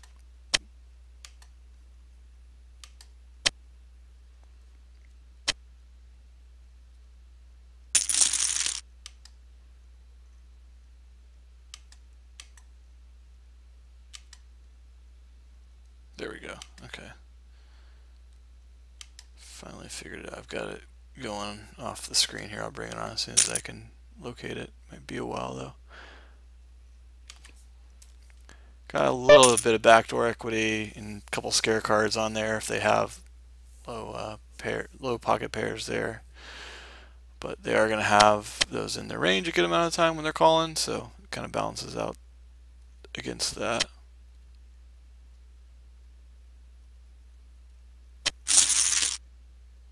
Bottom left, king 10 suited. Pretty safe board to continue on. This guy has a high fold to c-bet ratio, so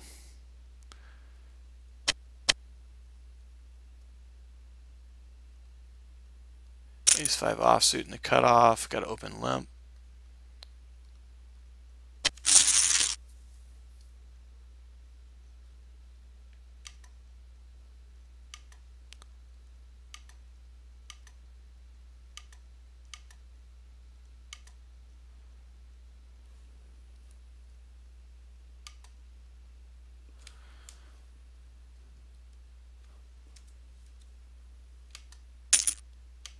Flop middle pair. I have to c-bet it, but if I'm called, I'm definitely not excited about it. I get check raise 3x there.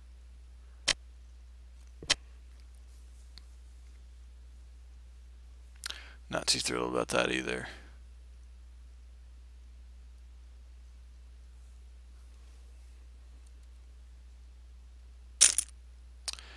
Need to be a little bit more careful with c-bets because they're not getting as much respect now. So need to wait till I actually have something that can withstand a check raise before doing it. I think this guy's just looking to spew here pretty soon, so I'll pick a better spot.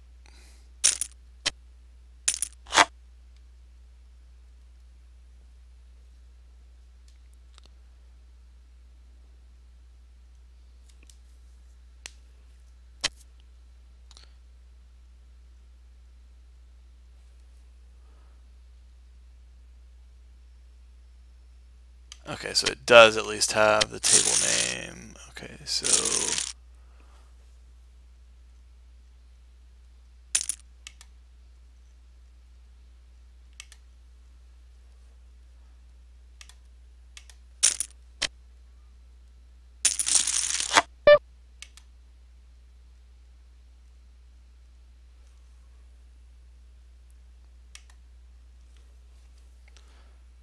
same concept, bottom right again. If he's going to continue half pot, he'll continue for half pot or beyond that. So I find that out cheaply.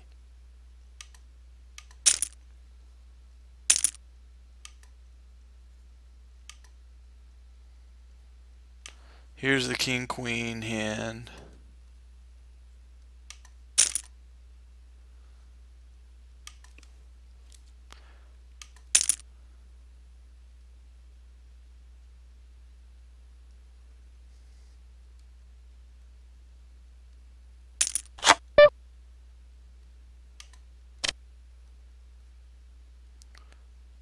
I have the nut flush draw blocker top left, so I'm going to be patient, or be conservative rather, and check there.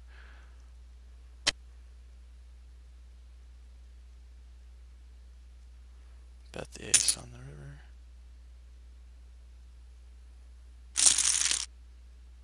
And it didn't show.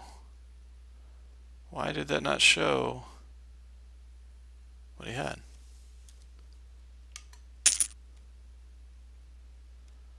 Sorry for the disappointment there. I know you guys were wanting to see what he had, but it's weird. It went to showdown.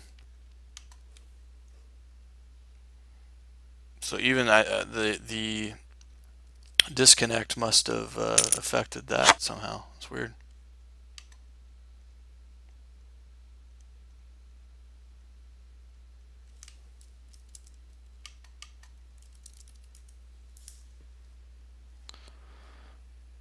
Check raise on the 6. That's a little fishy.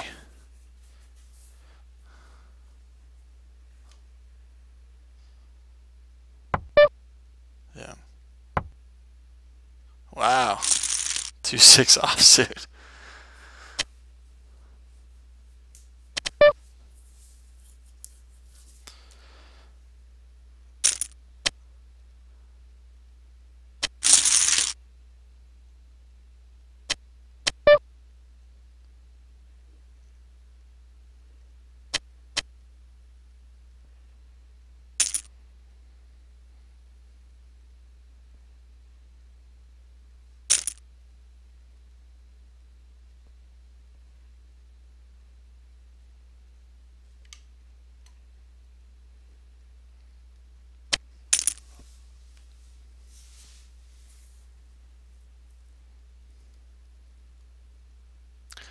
So we definitely started off the night pretty rough with you know, 2 stacks. I'm trying to remember which hands they were. Yeah, it was the. I think I had kings against this guy's set here. Or no, that was just up here.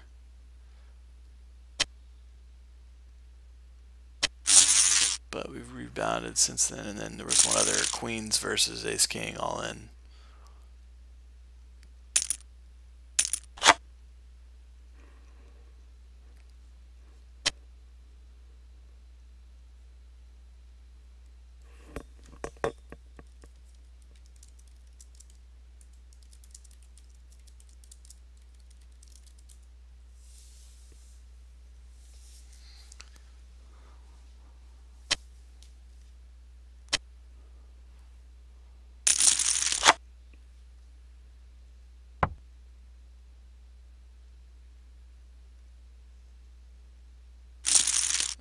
That's a shame.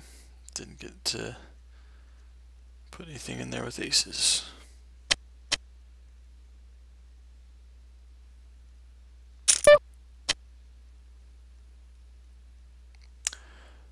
Want to remind you guys one more time, I do have a 2+2 thread. It's right here. Check me up on 2+2. Urban Surfer save and update house via Bovada NL200. Same name of the broadcast here on Twitch. And then this is my YouTube channel. So I post all of the broadcasts on there because Twitch only will house them for about 2 weeks. Do also offer coaching. If you want details on that, the email address is at the top of the screen. It's urbansurferpoker@gmail.com.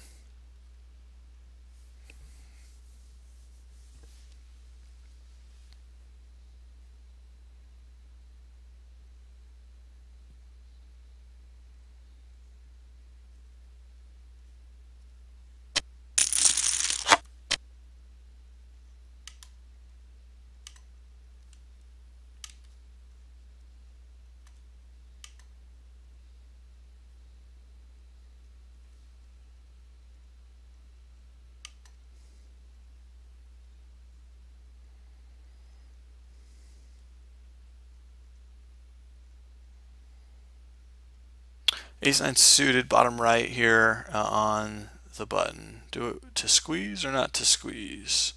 This guy's a little short to where he may have a hand that can withstand a squeeze that has me possibly crushed or at a coin flip.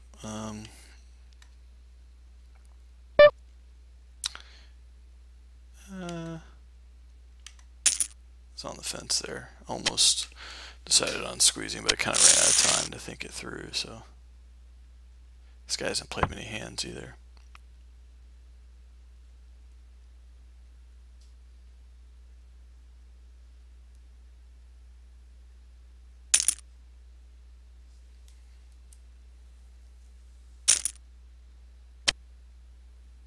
Checks all the way around, and then I hit a 9. I have to bet this again, but because I don't have a diamond.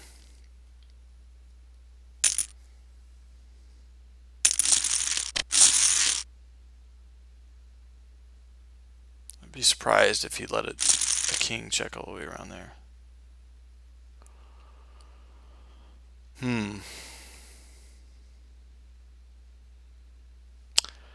Very strange way to play that hand. If he didn't have a king and he let it check all the way around,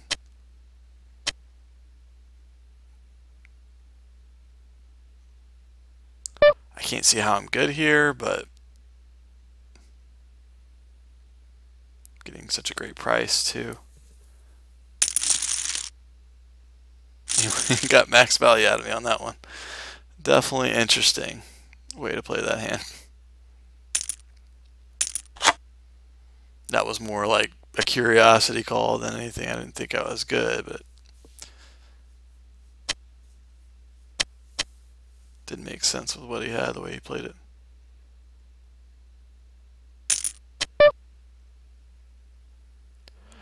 Get squeezed here, out of position.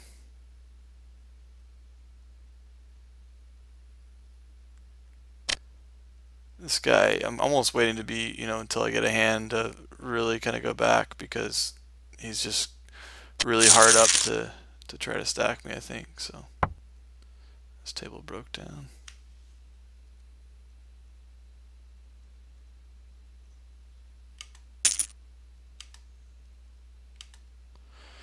Ace-8 offsuit here. Sometimes I'll 3-bet that. It just kind of depends on the villain. He didn't seem like he's stealing a ton, so I didn't think it would make sense to.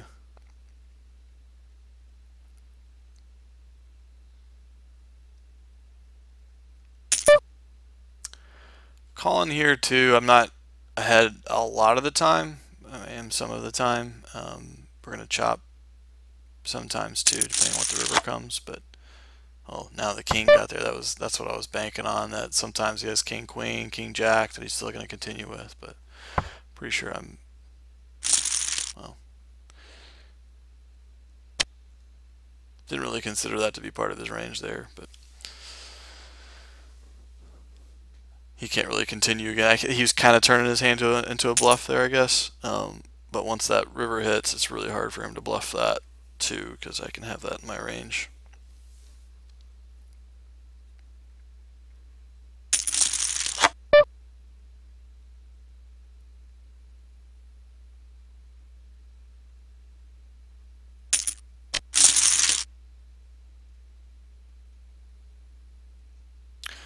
Top left, queen jack offsuit, flop the nut straight.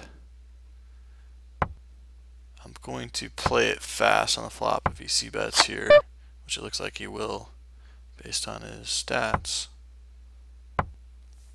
He doesn't though. Can't afford another heart to come and get no equity out of that, so.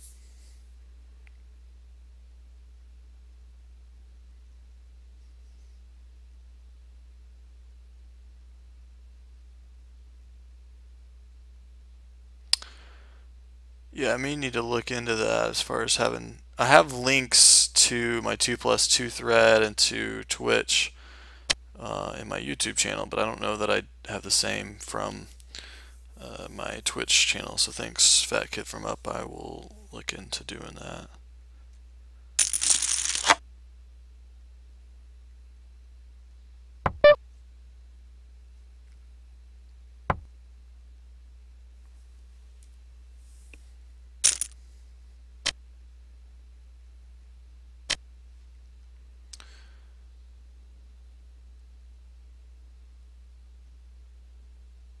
Turn the webcam back on while we're waiting for fourth table.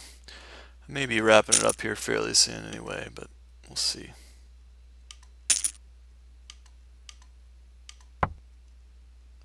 This guy left here top right too, so that's a shame.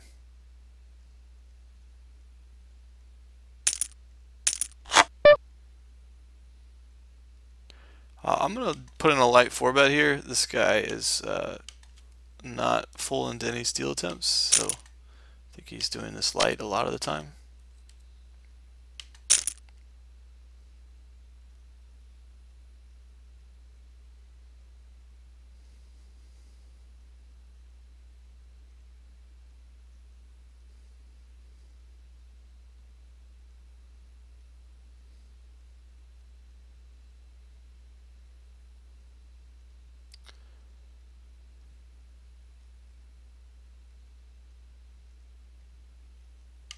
Squeeze bottom right here. Just looks like a good place to do it. Guy's pretty active pre-flop. Top right. So I think it's pretty safe to say he has a hand. I mean, he basically committed himself. So bottom right for pot control. I'm just gonna check call here. especially since it's three ways possible. Somebody has king, queen, or ace, king there. I'm not as concerned since the guy that's doing the betting there is the one to close the action, so it's not as concerning. That's not the greatest turn card.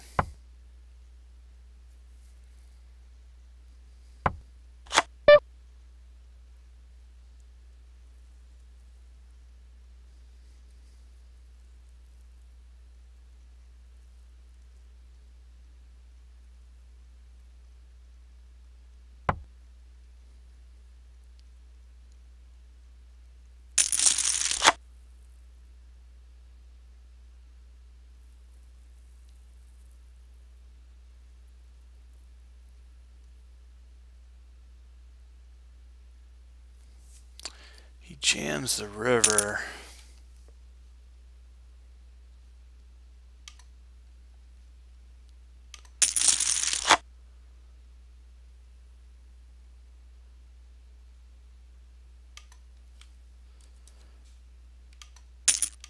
That's really interesting. So queen or ace, I mean he's repping the ace of clubs and that's it.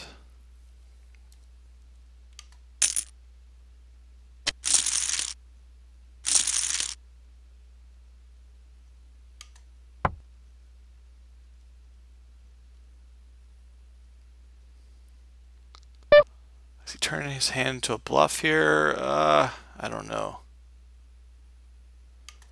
That's tough. Yeah, he did. It was real close to calling. So close.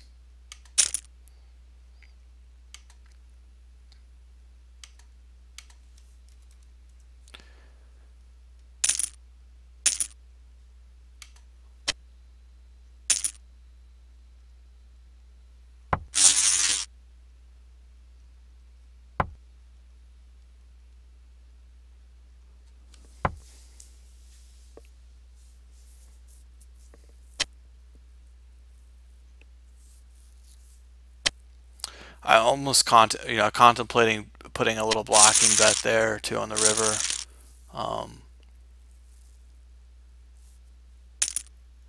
It's just so many times when I do look people up there with the kind of hand that I have, the mediumish club there, that they seem to show it to me every single time. So, and they go for full value every time, which makes sense.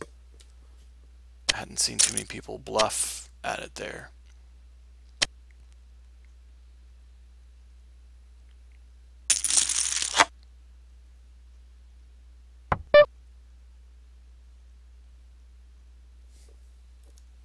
Top left, flop trips there, queen 10-10 board, 10-7 suited.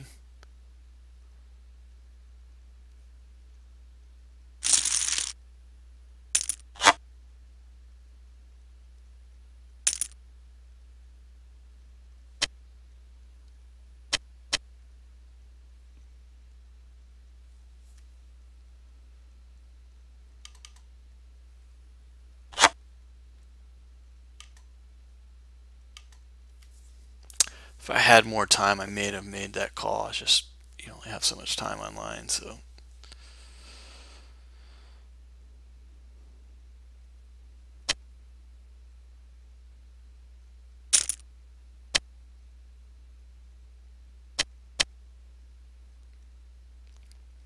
I think my decision, to check the river, I almost have to make the call there by doing that, because I open myself to being bluffed there by doing that.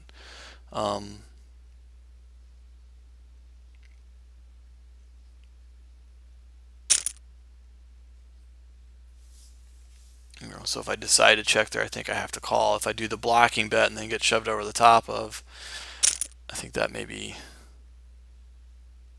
I can fold at that point. I don't think that induces too many bluffs there. But it could, who knows? That guy might have tried the same thing with that.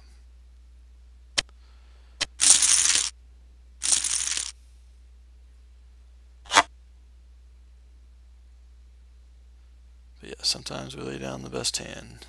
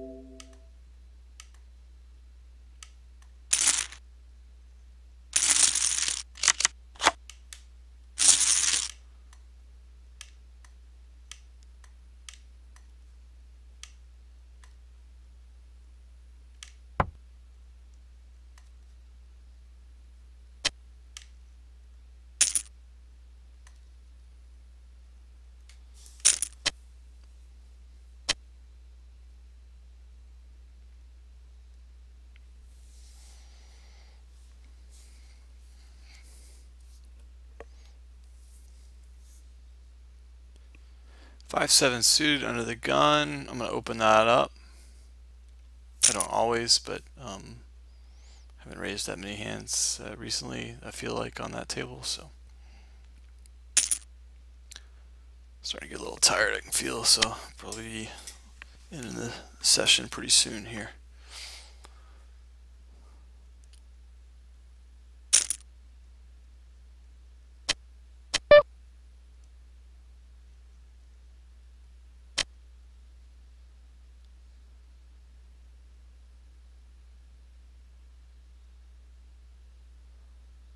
Get squeezed, but tempted to.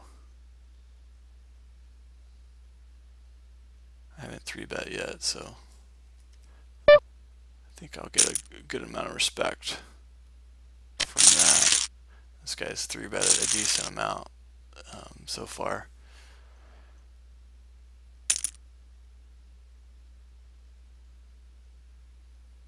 I don't like getting called there. I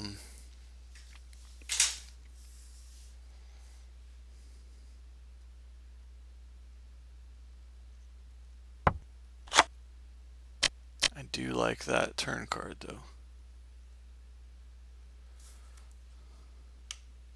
I don't think that there's any 6s in his range here. He probably doesn't think that for me either, so time to get it in and hope that he did have, you know, jacks, 10s, whatever at that point.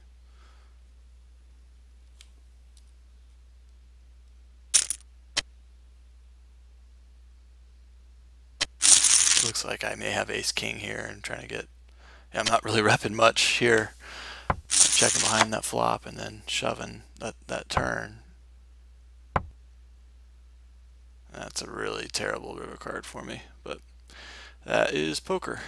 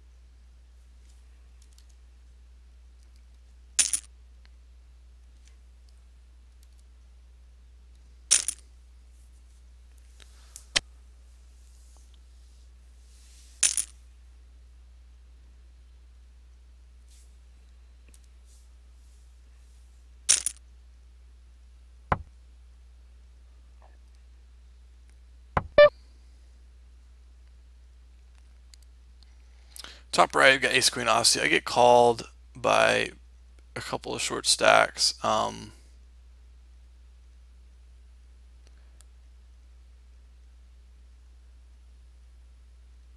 just going to check behind.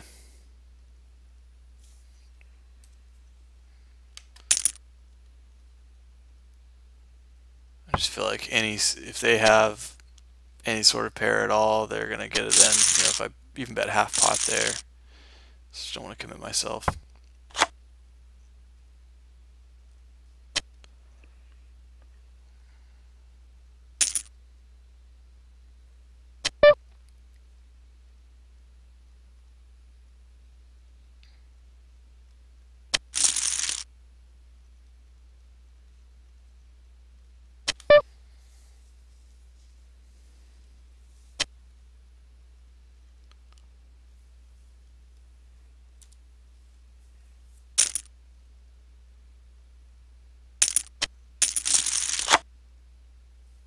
Top right, king 8 suited. I raise from the cutoff.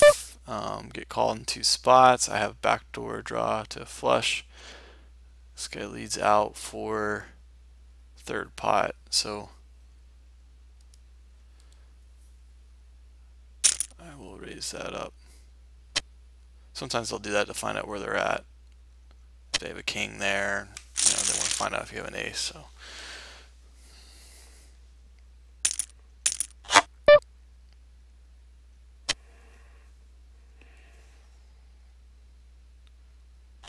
Alright, think I'll play up until my blind there, and then that'll do it.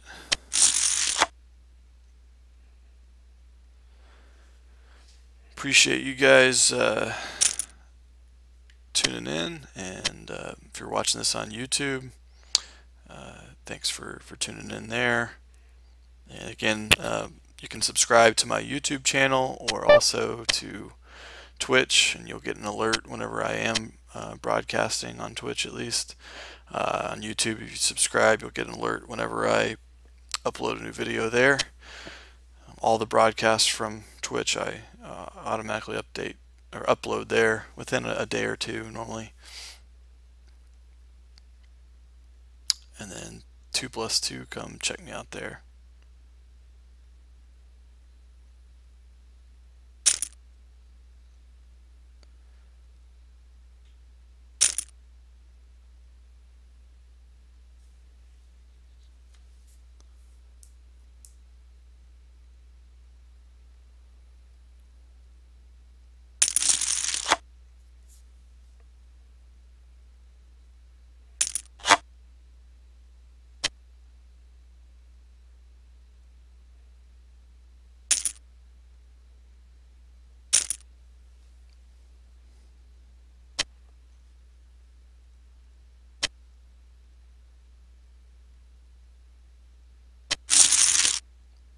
And that'll do it.